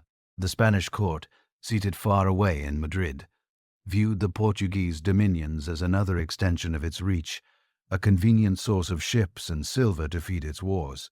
For the merchants of Lisbon, the union was a transaction.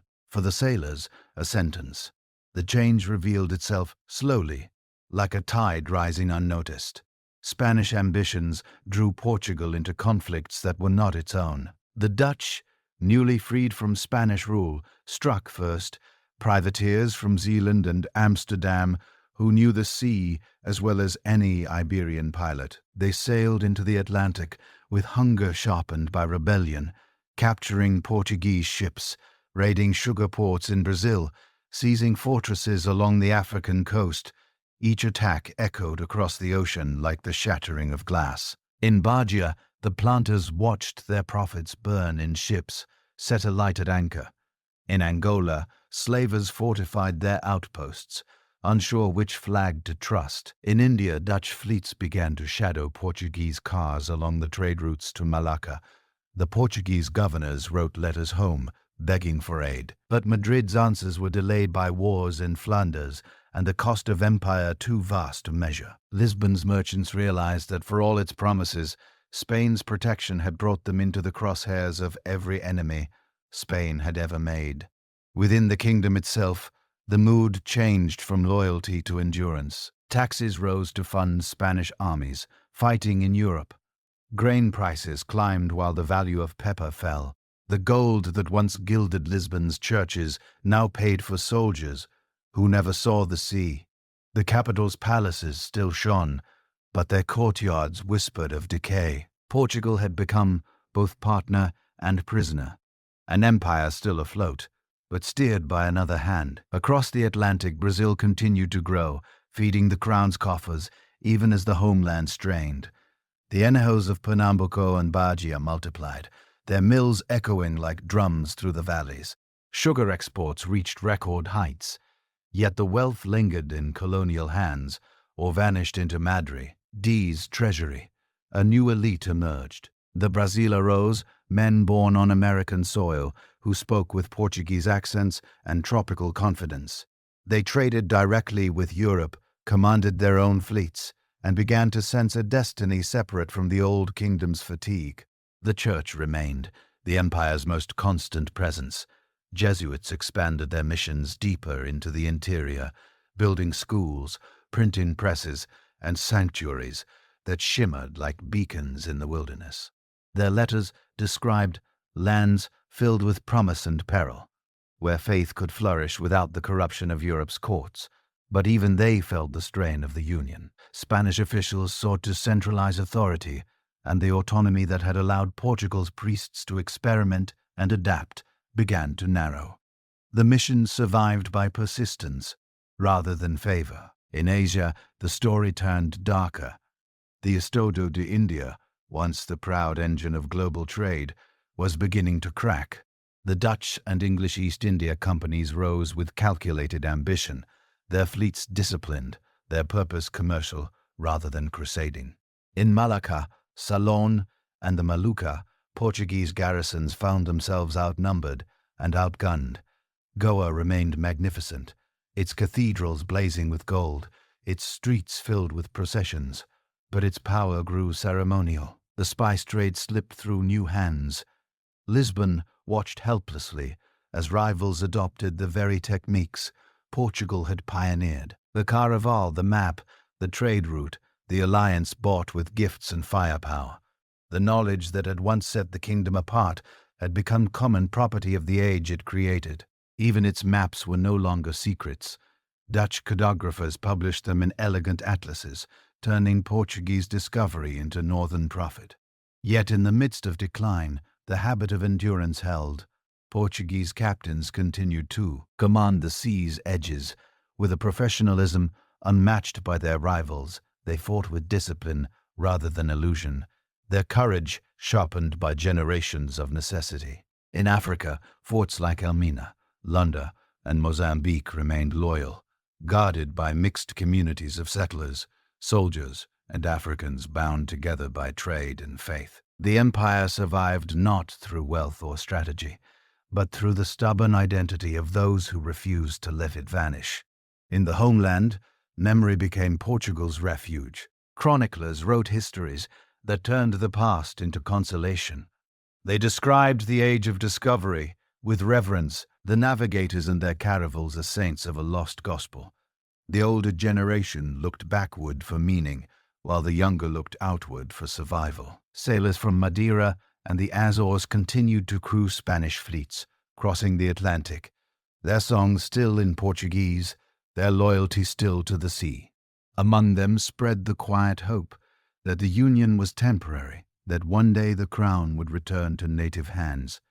The myth of Sebastian, the lost king, transformed from mourning into expectation. The lost king. Preachers claimed to see omens of his return, a messianic vision that stirred both faith and resistance. Sebastian's ghost became a kind of political weather, drifting through taverns and monasteries, a reminder that Portugal's soul remained its own, even if its crown did not. Meanwhile, Brazil's world kept expanding. Sugar exports doubled. New towns rose along the coast. Slave ships increased their voyages from Africa. The colony's capital, Salvador, glittered with churches built from lime and coral stone, their interiors lined with gold leaf hammered by African hands.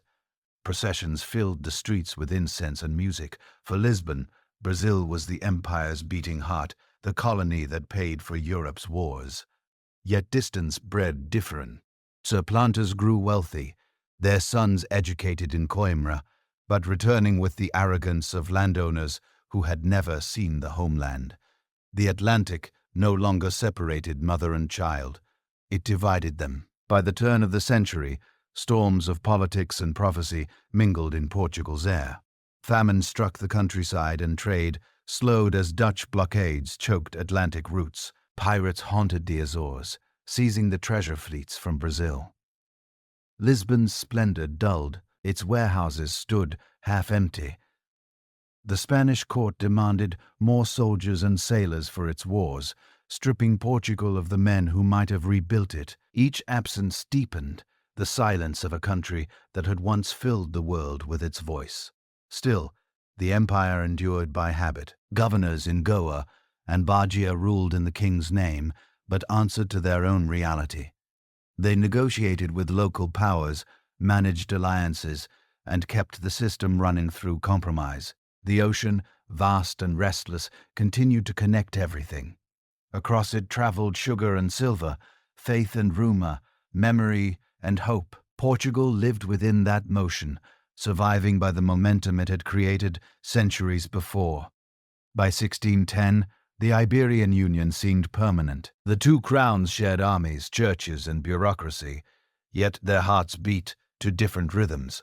Spain fought for domination in Europe. Portugal still listened to the sea.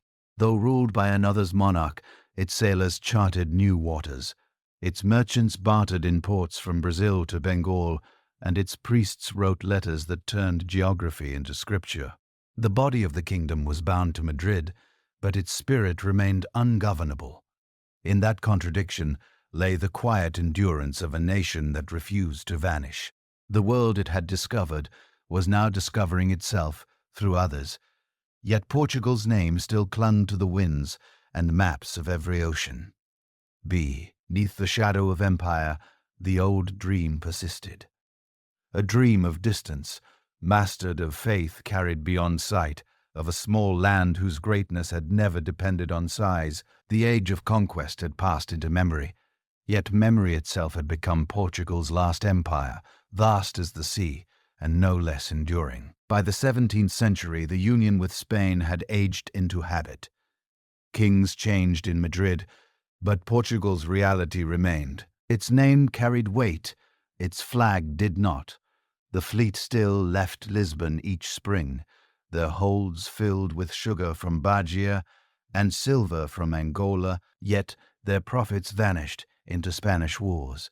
The country that had once shaped the world was now one province of another man's ambition. Beneath the surface, discontent spread like slow fire. The old nobility resented Spanish governors who spoke little Portuguese and understood less. The merchants cursed the embargoes that barred them from trading with Protestant nations. The Dutch, shut out of Iberian ports, struck directly at the source of wealth. In 6005, they seized Ambon and Tidor in the Spice Islands. A decade later, they blockaded Goa and raided the coasts of Africa. In the Atlantic, they captured Elmina, Stowe, and parts of Angola. To strike Spain, they plundered Portugal. The damage was more than economic. It wounded pride. Lisbon's mariners, heirs of Dama and Albuquerque, watched their legacy unravel at the hands of rivals using their own tools. Better ships, better organization. The same courage, but with purpose, unburdened by empire's decay. The Dutch called it trade. The Portuguese recognized conquest. For the first time in 2 centuries, they were being pushed from the seas they had named. In Brazil, the crisis reached the sugar mills. Dutch privateers prowled the Atlantic, capturing convoys, disrupting exports, and seizing ports. In 1624, they took Salvador de Bahia, raising their flag above the cathedral where Portugal's empire had first been consecrated. Panic swept through the colonies. The Senhores d'Inho fled inland, taking their slaves and their saints with them. For a year the city lay under foreign control, its churches looted, its archives burned. Help came not from Madrid's distant armies, but from the resilience that had always defined Portugal's people. Colonial militias gathered with African freedmen, native allies, and Jesuit priests. They fought from the jungle, striking at night and vanishing by dawn. In 1625, a combined fleet from Portugal and Spain finally arrived, driving the Dutch out after months of siege. Salvador returned to Portuguese hands, though its scars remained. The victory was costly. Each reprieve depended on cooperation with Spain, yet Spanish wars elsewhere drained resources faster than they could be restored. The Dutch returned again in 1630, this time to Pernambuco, where the sugar fields were richest. They came not as raiders but as settlers, founding a new colony under the banner of the Dutch West India Company. Its governor, Johann Moritz of Nassau, ruled with precision and curiosity, bringing engineers, painters, and scholars to map and record the tropics. Dutch Brazil became a mirror to the Portuguese colony, modern, disciplined, and prosperous. The Portuguese planters, trapped between loyalty and necessity, often made uneasy peace with the occupiers. Trade continued, and sugar still flowed across the Atlantic, but the old order trembled. The Dutch built forts along the coast, expelled Jesuits, and forged alliances with local tribes. The empire that had once dominated the seas now fought for survival in its own harbors. In Africa, similar tides turned. The loss of Wonder to Dutch forces in 1641 nearly severed the link between the slave coast and Brazil. The transatlantic circuit, the machine that had powered the P. Portuguese Atlantic stalled captains routed through precarious channels, dealing secretly with African rulers who demanded guns and cloth in exchange for captives. The church condemned the traffic. The economy demanded it. Between sin and survival, empire found compromise. Within Portugal, the sense of dispossession deepened. Madrid's taxes rose while privileges shrank. Spanish officials treated Lisbon as an appendage, useful only for its ports. The court's intrigues favored Castilian nobles. Portuguese voices went unheard. Every defeat overseas echoed in the homeland, turning frustration into quiet rebellion. The myths of independence, long dormant, began to stir again in taverns and monasteries. Men whispered of the old days, of Afonso Henriques and the Battle of Ori, of Prince Henry and the caravels. Sebastian's legend returned in new form, the promise that one day Portugal would awaken from foreign rule as it had once awakened from obscurity. Even the clergy began to echo such prophecies in sermons disguised as homilies. The empire's decline had become the soil of nationalism. While the homeland brooded, the colonies adapted. Brazil's settlers learned to govern themselves out of necessity. Planters built militias, negotiated with native groups, and even arranged trusses with Dutch commanders when distant kings could not. The society that emerged was hybrid and pragmatic, a reflection of its own geography. In Bahia, Catholic processions wound through streets lined with African drummers. In Pernambuco, sugar barons built palaces from stone quarried by enslaved hands. The colony had begun to think of itself as a world complete. Yet the dream of independence never died. In 1640, opportunity arrived like a sudden wind. Spain was exhausted from decades of war, rebellions in Catalonia, enemies in Flanders, and rivals across the seas. Its treasury was drained, its armies stretched thin. In Lisbon, a circle of conspirators decided the moment had come. Among them stood nobles, clergy and merchants united by loss and memory. They moved on the 1st of December, seizing the royal palace, imprisoning the Spanish governor, and proclaiming Jam, Duke of Banza, as king. The revolution was swift and bloodless. When the bells of Lisbon rang that morning, they announced not revolt, but resurrection. Crowds filled the streets, shouting the name of Jerome IV, the restorer.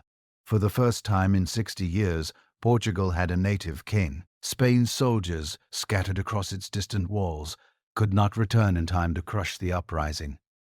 A new banner rose above the towers of the Garanomus monastery, and with it the ancient pride of a nation reborn. The Restoration War that followed lasted 28 years, a slow conflict fought as much with diplomacy as with muskets. Portugal's survival depended on alliances, with France against Spain, with England through marriage and trade. The new monarchy balanced caution and courage, sending envoys to every court that might recognize its independence. Across Europe, weary of Spanish dominance, the great powers welcomed another counterweight. In the colonies, loyalty shifted as swiftly as the wind. Brazil, whose wealth sustained the realm, pledged allegiance to Joan IV. Governors there raised the old flag over forts and churches, declaring that the Atlantic Empire belonged once again to its rightful crown. The news spread across oceans through sermons, songs, and sails. Even in the Far East, at Goa and Macau, the announcement was received with muted hope. Portuguese captains toasted their restored king in taverns along every coast they still controlled. The fight to reclaim the lost empire unfolded on many fronts. In Africa, forces loyal to Banza retook Luanda in 1648, aided by soldiers and settlers from Brazil. The operation, commanded by Salvador Correa de Sá, symbolized the new interdependence of the Atlantic world, a colony rescuing its mother kingdom's dominion. The same year, Dutch garrisons in Brazil began to collapse under guerrilla warfare, led by Luso-Brazilian militias and their African and indigenous allies. The recapture of Recife in 1654 would complete what began in those years, a reversal of fortune that restored the Atlantic balance to Portuguese hands. But in 1640, all of that was still future.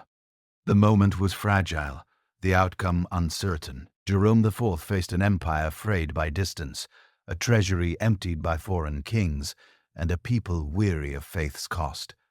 Yet something deeper had been restored, the belief that Portugal's fate remained its own. The same stubborn confidence that had carried caravels around the Cape now sustained a nation through exhaustion. The rebellion's success owed less to armies than to memory. The empire's farthest outposts, built by men who had lived and died for centuries in isolation, still thought of themselves as Portuguese. Their loyalty was not to Madrid's bureaucracy, but to the stories of discovery, to the idea of a small land capable of vast deeds. That imagination proved stronger than occupation. When the first fleet bearing the Bananaza coat of arms sailed from Lisbon, its destination was neither Goa nor the Azores, but the future itself. The ships carried not gold or sugar, but the emblem of continuity, the faith that Portugal's name would endure. By the close of 1640, cannon fire echoed from the fortresses of the Tagus. But this time it celebrated liberation. The bells that once tolled for Sebastian's ghost now rang for something real. The kingdom had reclaimed its breath after a generation of silence. The Portuguese Empire stood battered, diminished, and scattered across oceans. But it still existed. From Bahia to Luanda, from Goa to Macau, its echoes answered the call of home. In the long twilight of empire, Portugal had rediscovered the virtue that had once made it immortal, the will to begin again. Freedom had returned to Portugal, but it came wrapped in exhaustion. The bells of Lisbon rang for King Joan IV, the restorer, yet the air they filled was weary from decades of silence. The city's towers were weathered, its treasury empty, its navy scattered across oceans that no longer recognized its flag. The empire Portugal had reclaimed was not the radiant order of Manuel's time.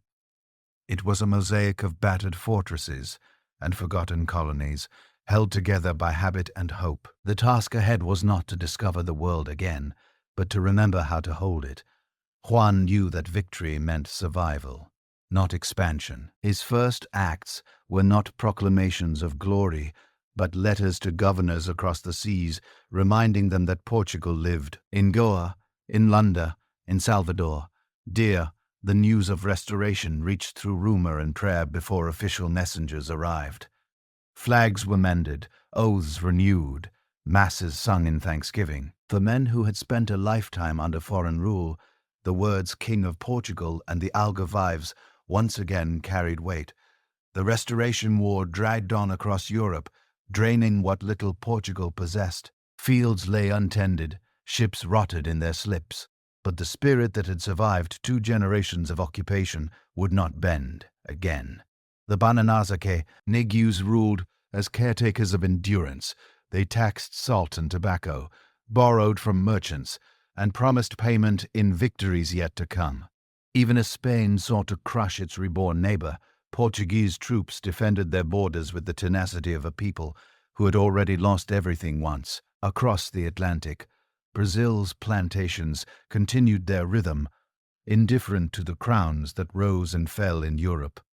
Sugar was still gold, and its profits, even reduced by war, kept the realm afloat. Governors in Bahia and Pernambuco raised militias to repel Dutch attacks, their loyalty to the Banza line affirmed through the familiar ritual of survival. When Salvador Correa de Zá recaptured Luanda in 1648, the chain of the Atlantic Brazil to Africa, Africa to Lisbon, was restored.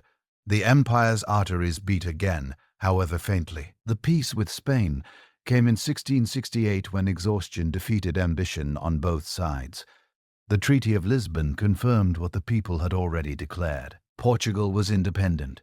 The victory was quiet, lacking parades or trumpet calls, but its meaning reached deeper than conquest. For the first time in centuries, Portugal's fate belonged only to itself. Freedom, however, revealed fragility. The old centers of wealth, Goa, Malacca, Ormus, had faded into memory. The Indian Ocean, once a Portuguese lake, belonged now to the Dutch and the English. Lisbon's galleons, built for glory, could not compete with the sleek merchant ships of Amsterdam or London. The empire's center of gravity shifted toward the Atlantic, toward the plantations that grew richer, even as the homeland grew poorer. In Brazil, the balance of power changed. The planters, emboldened by distance and profit, began to act as masters not only of their estates, but of their provinces.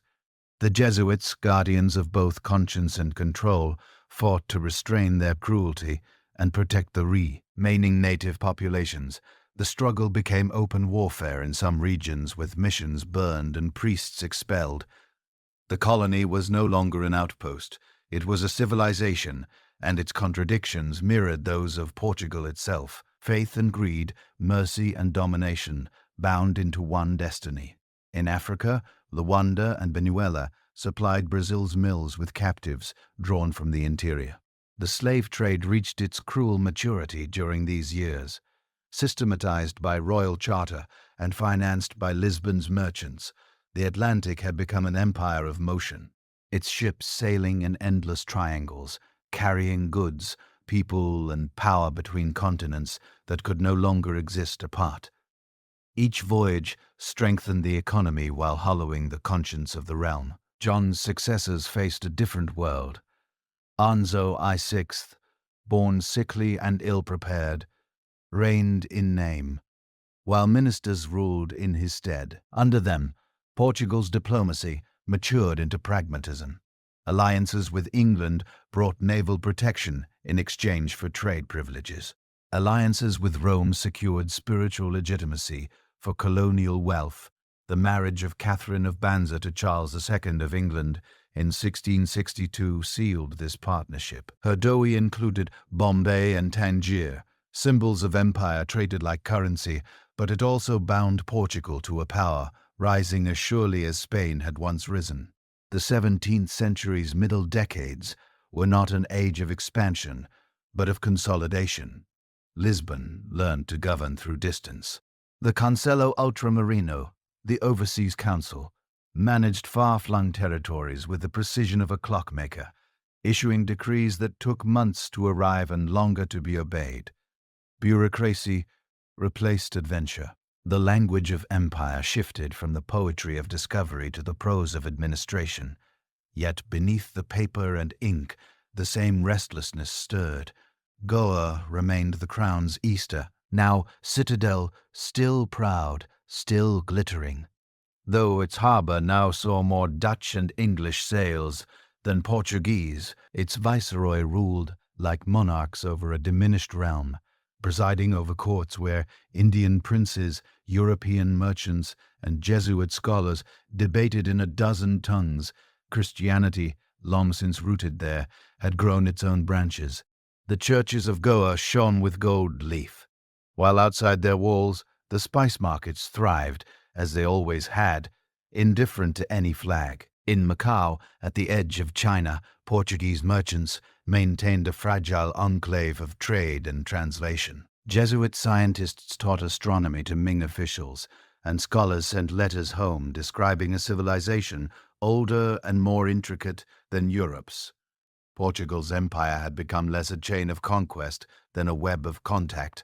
It survived not through force, but through fluency, its ability to listen, adapt, and trade. At home, the Braganza court sought to rebuild a kingdom worthy of its history. The reconstruction of Lisbon's waterfront brought order to the chaos of its docks. The gold from Brazil's sugar and Angola's slaves financed new palaces, though each gleam of marble carried the echo of distant suffering. Portuguese art and music flourished again, steeped in the melancholy that came to define the nation's soul. Sad the longing for what had been and might yet be. By the 1680s, the Atlantic had become Portugal's true dominion. The Indian Ocean was lost, but the western seas were thriving. New generations of Brazilians, Portuguese by name, American by birth, expanded agriculture, founded towns, and looked inland toward the promise of gold rumored in the mountains of Minas Ray. Expeditions called banderas set out from Sao Paulo. Driven by hunger and ambition, they crossed forests, rivers, and savas, capturing native peoples and searching for veins of metal that glinted in the sun. Light. Most returned empty-handed. A few returned rich enough to alter history. The discovery of gold in Brazil's interior. At the centuries close transformed both colony and crown. The streams of Minas Gerais ran with dust that turned to coins in Lisbon's mint. A new tide of wealth poured across the Atlantic, reviving the old illusion that providence still favored Portugal, yet prosperity brought dependence. The monarchy became addicted to gold, as once it had been to spice. The city glittered again, but the kingdom beneath it remained brittle. In those years, Portugal's identity settled into something durable and paradoxical. A small nation that thought in continents, a kingdom bound by the sea more tightly than by land. The empire no longer expanded by conquest. It endured through connection. Its ports were outposts of exchange, where African, European, and Asian lives intertwined. Its faith traveled farther than its armies. Its people, scattered from Goa to Bahia, carried the same language as a thread through the vast fabric of the early modern world. Yet behind the triumphs lingered fatigue. The empire that had once been the cutting edge of history was becoming a relic of its own invention. England and Holland controlled the oceans through fleets Portugal could no longer match. Spanish silver and French industry dominated Europe's markets, Lisbon's wealth gleaming in its church's mass dependence on foreign allies.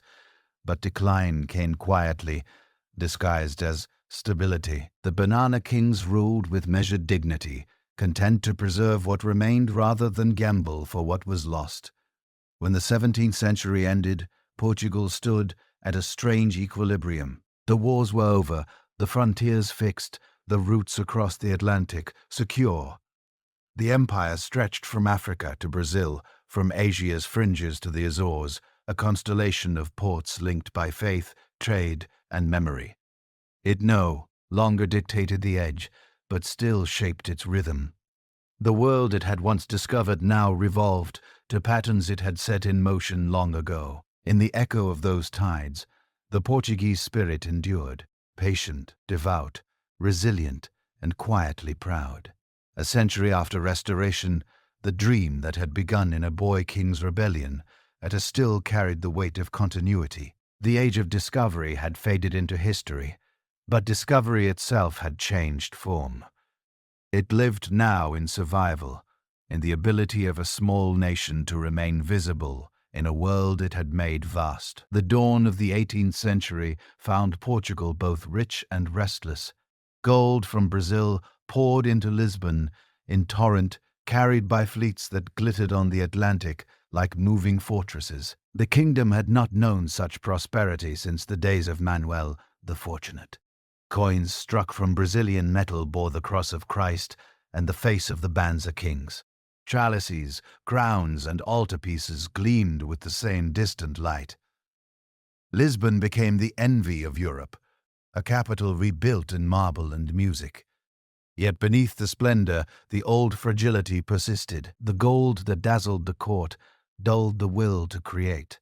Mines in Minas supplied the crown with inexhaustible wealth, but they drained the colony's labor and Lisbon's conscience. Caravans of enslaved Africans and indigenous captives trudged into the interior, working rivers and hills until the landscape itself seemed to bleed metal. Each ounce of gold carried the silence of those who had dug it. The discovery reshaped Brazil. Villages that had once clung to the coast now swelled into cities deep in the mountains. Europorto, Marana, Sabah. Roads carved through the wilderness linked the mines to the ports of Rio de Janeiro and Bahia. Taverns, chapels, and markets multiplied overnight, creating the civilization born from dust and desire. Alongside the miners came reists, tax collectors, and smugglers. Every fortune attracted its shadow. The crown demanded its share through the quinto, a royal fifth on all extracted gold. To enforce it, soldiers patrolled the routes. searching for contraband and rebels. The riches changed the balance of empire. Rio de Janeiro, once a provincial harbor, replaced Salvador as the colony's capital. Its bay, sheltered and deep, became the center of an Atlantic system where everything converged. Gold from the mines, sugar from the plantations, slaves from Angola, merchants from every coast of Europe. From there, fleets sailed for Lisbon twice a year, escorted by warships against pirates who haunted the mid-ocean routes. The journey became the artery of empire, its rhythm so steady that time itself seemed to move with it. In Lisbon, the influx of gold transformed life and imagination. Churches rose in Baroque splendor, their interiors a riot of gilded wood carved into visions of paradise. Music filled their naves, candles reflected on altars covered in the very metal, mined by hands that would never see them. The streets gleamed with new palaces, and the royal court lived as though wealth were eternal. But fortune is a tide, and it carries arrogance before ruin. When Jerome V took the throne in 1706, he saw himself as God's chosen monarch, a second Solomon ruling a kingdom blessed with inexhaustible treasure. He spent freely on art, on cathedrals, on alliances with Rome that flattered his piety and emptied his treasury. His reign produced beauty on a scale Portugal had never seen. The vast Mafra Palace, the luminous tiles that covered Lisbon's facades, the libraries that housed the wisdom of a global empire. Yet for every masterpiece raised in stone, ships rotted in harbors, soldiers went unpaid, and industry languished. Beyond the palaces, the world was changing. England, once Portugal's junior ally, now ruled the seas. Its merchants dominated Atlantic trade. Its navy protected Portuguese convoys in exchange for control of commerce. The Treaty of Methuen, signed in 1703, bound the two nations together through mutual dependency. English wool for Portuguese wine, English protection for Portuguese obedience. The alliance preserved the empire but mortgaged its autonomy. Lisbon's prosperity came increasingly through British markets and British ships. In Brazil, prosperity bred tension. The gold fields drew thousands. Adventurers from Portugal, free men of color, escaped slaves, and opportunists of every kind. Camps turned to towns, towns to cities, and with growth came rivalry. The colonial authorities struggled to control populations that felt more Brazilian than Portuguese. When the crown tightened taxation, miners rebelled, leading to uprisings that foreshadowed greater unrest. The most famous, the Inconveniencia Minera of 1789, dreamed of independence in words learnt from the Enlightenment and the revolutions across the Atlantic. Its leaders, poets, officers, intellectuals planned to found a republic in the mountains. The conspiracy was crushed, and its poet hero, Tiradentes, hanged as a traitor. Yet his execution marked the birth of another idea, that Brazil was no longer a colony, but a country waiting for its name. The empire's contradictions multiplied. While Lisbon basked in the glow of Brazilian gold, the rest of the overseas world faded. In Africa, Portugal's presence narrowed to a handful of fortified ports, Luanda, Bengala, Mozambique. In Asia, Goa remained nominally powerful but isolated, its glory reduced to memory and marble. Macau survived by diplomacy and trade, a fragile outpost sustained by China's tolerance. The old dream of a universal empire had condensed into two pillars: Brazil and the slave trade that fed it. Then, in 1755, the illusion of permanence shattered.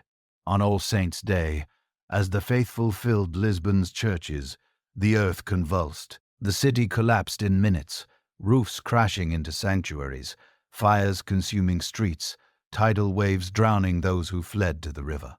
Tens of thousands perished. The capital of empire became a ruin of smoke and ash.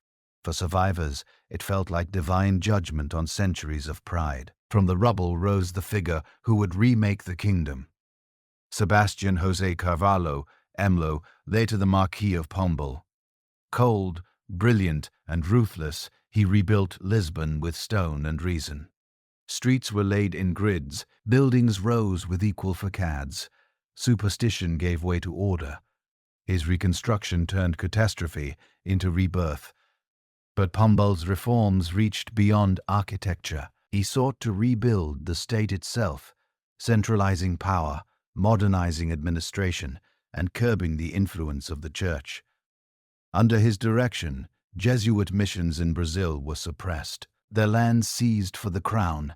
The Society of Jesus, once empire's conscience, was accused of rebellion and expelled in 1759. Pombal's rule replaced spiritual authority with secular control, pushing Portugal toward the Enlightenment while leaving it haunted by the loss of faith's old cohesion. He encouraged science, industry, and education, believing reason could succeed where devotion had failed. Yet his vision carried the same flaw as every reformer's. He mistook power for permanence. By the late 18th century, Portugal had regained its capital, but lost its confidence. The gold shipments dwindled as the mines declined. European wars disrupted trade, and English merchants dictated prices in Lisbon's markets. Brazil remained loyal but restless, its elites enriched and impatient with distant rule. The empire was still vast, but its heart had slowed. Pombal's successors lacked his energy. After his dismissal in 1777, the court slid back into ceremony, content to live on inherited grandeur. The Queen Maria ruled with genuine piety but fragile mind, while her ministers watched Europe unravel in revolution and war. The Napoleonic storms gathering across the continent would soon reach Portugal's shore. In Brazil, meanwhile, the colony matured into a civilization of its own. Baroque cities bloomed in the interior, their churches carved by artisans who mixed European design with native imagination. Scholars founded, and poets wrote verses that blended classical form with tropical color. The colony's wealth financed art learning and a sense of self that no longer looked only toward Lisbon. Across the Atlantic, a new world had learned to exist without waiting for permission. The century closed with Portugal, caught between its glorious past and uncertain future. The gold had made it splendid and dependent and enlightened and complacent. Its empire was no longer a story of expansion, but of endurance, an archipelago of memories connected by trade winds and faith. The same ocean that had carried caravels now carried news of revolution from France, rebellion from America, and ideas that no empire could contain. In 1807, the armies of Napoleon crossed the border, and the old order at last gave way. The royal family, urged by its British allies, fled across the Atlantic to Brazil. As Lisbon's harbor filled with enemy sails, the court embarked for Rio de Janeiro, the first capital of Europe, to abandon the continent for its colony. The ships disappeared into the same ocean that had once carried discovery, conquest, and gold. The departure was more than escape. It was transformation. The kingdom that had taught the world to sail was now carried by the very winds it once commanded. On that voyage, the empire turned inside out. The colony became the center, the homeland its shadow. The journey closed, 3 cent, Uries of ambition, and began the age of reckoning. Portugal, small and enduring, had survived kings, earthquakes, and decline. It had crossed every horizon the world could offer, and found itself reflected there. The age of discovery was long past, yet the desire to begin again still followed every ship that left the Tagus, vanishing toward another dawn. Winds rose over the Tagus in November 1807 as the royal fleet slipped away under lean skies. Within its hold sailed the crown, the court, and what remained of Portugal's faith in its own endurance. Cannons echoed faintly from the coast. The sound of an age ending. Behind the ships, Lisbon disappeared into rain. Ahead waited the ocean that had once carried discovery and conquest, now bearing exile.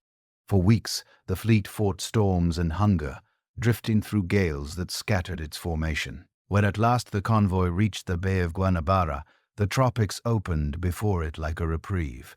Rio de Janeiro, a city of merchants and sugar warehouses, became the new capital of a European empire displaced across the Atlantic. Palaces were improvised from manor houses. Officials disembarked with ceremony that tried to disguise desperation. The court had fled as refugees, but arrived as rulers. Joe, hesitant by nature, yet surprisingly capable, governed from his borrowed throne with the caution of a man who had survived humiliation. He decreed Brazil's ports open to all friendly nations, shattering centuries of economic confinement. British merchants flooded into Rio, their flags fluttering over new customs houses, their influence expanding with each loan extended to the crown. Within months, the colony's isolation ended, and its cities hummed with foreign trade and sudden ambition. The Atlantic, once a boundary, had become the bridge between two halves of a single realm. Lisbon, meanwhile, endured the occupation it could not resist. French troops converted churches into barracks and palaces into quarters for generals. Farms starved, streets emptied, and what had been the proudest port of Europe turned silent under foreign rule. When liberation came in 1811, it brought little relief. Portugal had become a country without a monarch and an empire governed from afar. In Rio, the shift felt like sunrise after centuries of twilight. Commerce flourished. Theaters opened. Universities taught law and medicine to a new generation who saw themselves not as colonials, but as citizens of a kingdom reborn in the tropics. Newspapers printed in Portuguese and French debated liberty, monarchy, and nationhood. Every dock, every market stall, every foreign ship reminded Brazil that it no longer needed permission to exist. The court had meant to preserve empire. Instead, it had awakened independence. By 1820, the tide turned again. Revolutions in Spain and the reverberations of Napoleon's fall ignited unrest across Europe. Portugal's merchants, long excluded from the prosperity of Rio, demanded the king's return. Troops mutinied in Porto. Constitutionalists marched under banners of reform. Joe hesitated, torn between the world he had left and the one he had built. In 1821, he sailed back across the ocean, leaving his son Dom Pedro as regent in Brazil. The voyage reversed history, a homeland reclaiming its monarch from the colony that had outgrown it. Dom Pedro, young and impulsive, watched a growing defiance around him. Brazilian elites, enriched by trade and proud of autonomy, rejected any return to subordination. When Lisbon's new Cortes ordered his recall, he refused. On a September morning in 1822, he drew his sword beside the Ipiranga River and declared Brazil independent. His cry, independence or death, was both rebellion and inheritance, echoing the courage that had once defined his ancestors. Across the sea, Portugal awoke to find its empire reduced to fragments. The jewel of its dominion was gone, and with it the wealth that had sustained its illusions. What remained was a scattered constellation of territories. Angola, Mozambique, Goa, Macau, and Tia, each distant, each indispensable. The nation turned inward, searching for meaning in memory. Lisbon rebuilt itself as best it could, its facades bright, its treasury empty. Poets wrote of loss with the calm of resignation, inventing a word for it that would outlast empires. Saud, decades passed in quiet recovery. The 19th century unfolded like a long echo of former greatness. Steamships replaced caravels and the telegraph-bound oceans that no longer needed explorers. Portugal governed its African and Asian possessions through decrees sent by cable and wars fought by proxy. Industrial powers Britain, France, later Germany, carved up continents in their own image. Amid these giants, Lisbon claimed a moral heritage as Europe's oldest empire, guardian of a civilizing mission rooted in faith and language. It was pride built on dust, but it endured. Under King Pedro V and later his successors, the monarchy tried to reform without losing its sanctity. Railways crossed the countryside, schools opened, politics turned restless. The Republican movements of the late century found inspiration in France, and resentment at home.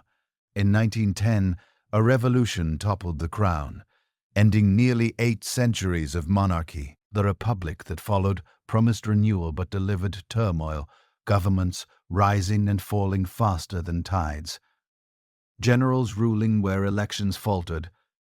Amid instability, Africa remained the last refuge of empire. Angola's highlands and Mozambique's coastlines became symbols of permanence, places where the old map still meant something. Lisbon invested what little it could, building railways to mines and plantations, extending laws written for a continent that had forgotten their authors. For a generation, this illusion held. By the mid-20th century, Europe had begun to shed its colonies. The Second World War had redrawn global power, and new nations demanded sovereignty in the name of the very ideals Europe had preached. Yet Portugal, under the dictatorship of Antonio de Oliva Salazar, chose another path. To him, the empire was not a remnant, but the reason for existence. He renamed it the overseas provinces, declaring them inseparable parts of a single nation from Minho to Tio. His rule fused austerity, Catholicism, and nostalgia into an ideology of endurance. Lisbon under Salazar was a study in control. The city shone outwardly, but beneath the whitewashed walls lingered silence. Censorship guarded the press. Secret police guarded the thought. Propaganda turned the voyages of discovery into liturgy, the cross and caraval into sacred icons. School children learned that Portugal's mission was eternal, that to rule was to serve, that history had not ended, but merely paused. Across the seas, the truth unraveled. In Angola and Mozambique, in Guinea, Bissau, and Cape Verde, movements for independence gathered strength. Guerrillas fought in jungles and savas, their weapons supplied by a new world divided between Cold War powers. Portuguese soldiers, many barely men, were sent to fight wars without purpose in lands their textbooks called brother provinces. The empire consumed its youth. While the wars dragged on, Lisbon stagnated. Isolation grew heavier. Immigration drained villages. Censorship strangled imagination. By the 1970s, a generation born long after the Age of Discovery had begun to question what remained worth defending. Musicians whispered protest in songs disguised as love ballads. Poets spoke of freedom in parables, and the army itself began to fracture. Officers who had seen too much of Africa carried home the realization that loyalty could no longer mean silence.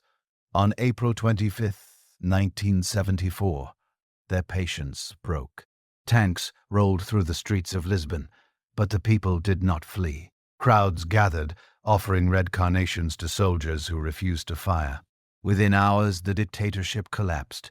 The revolution was gentle in gesture, immense in consequence. After nearly half a century of repression, Portugal breathed again.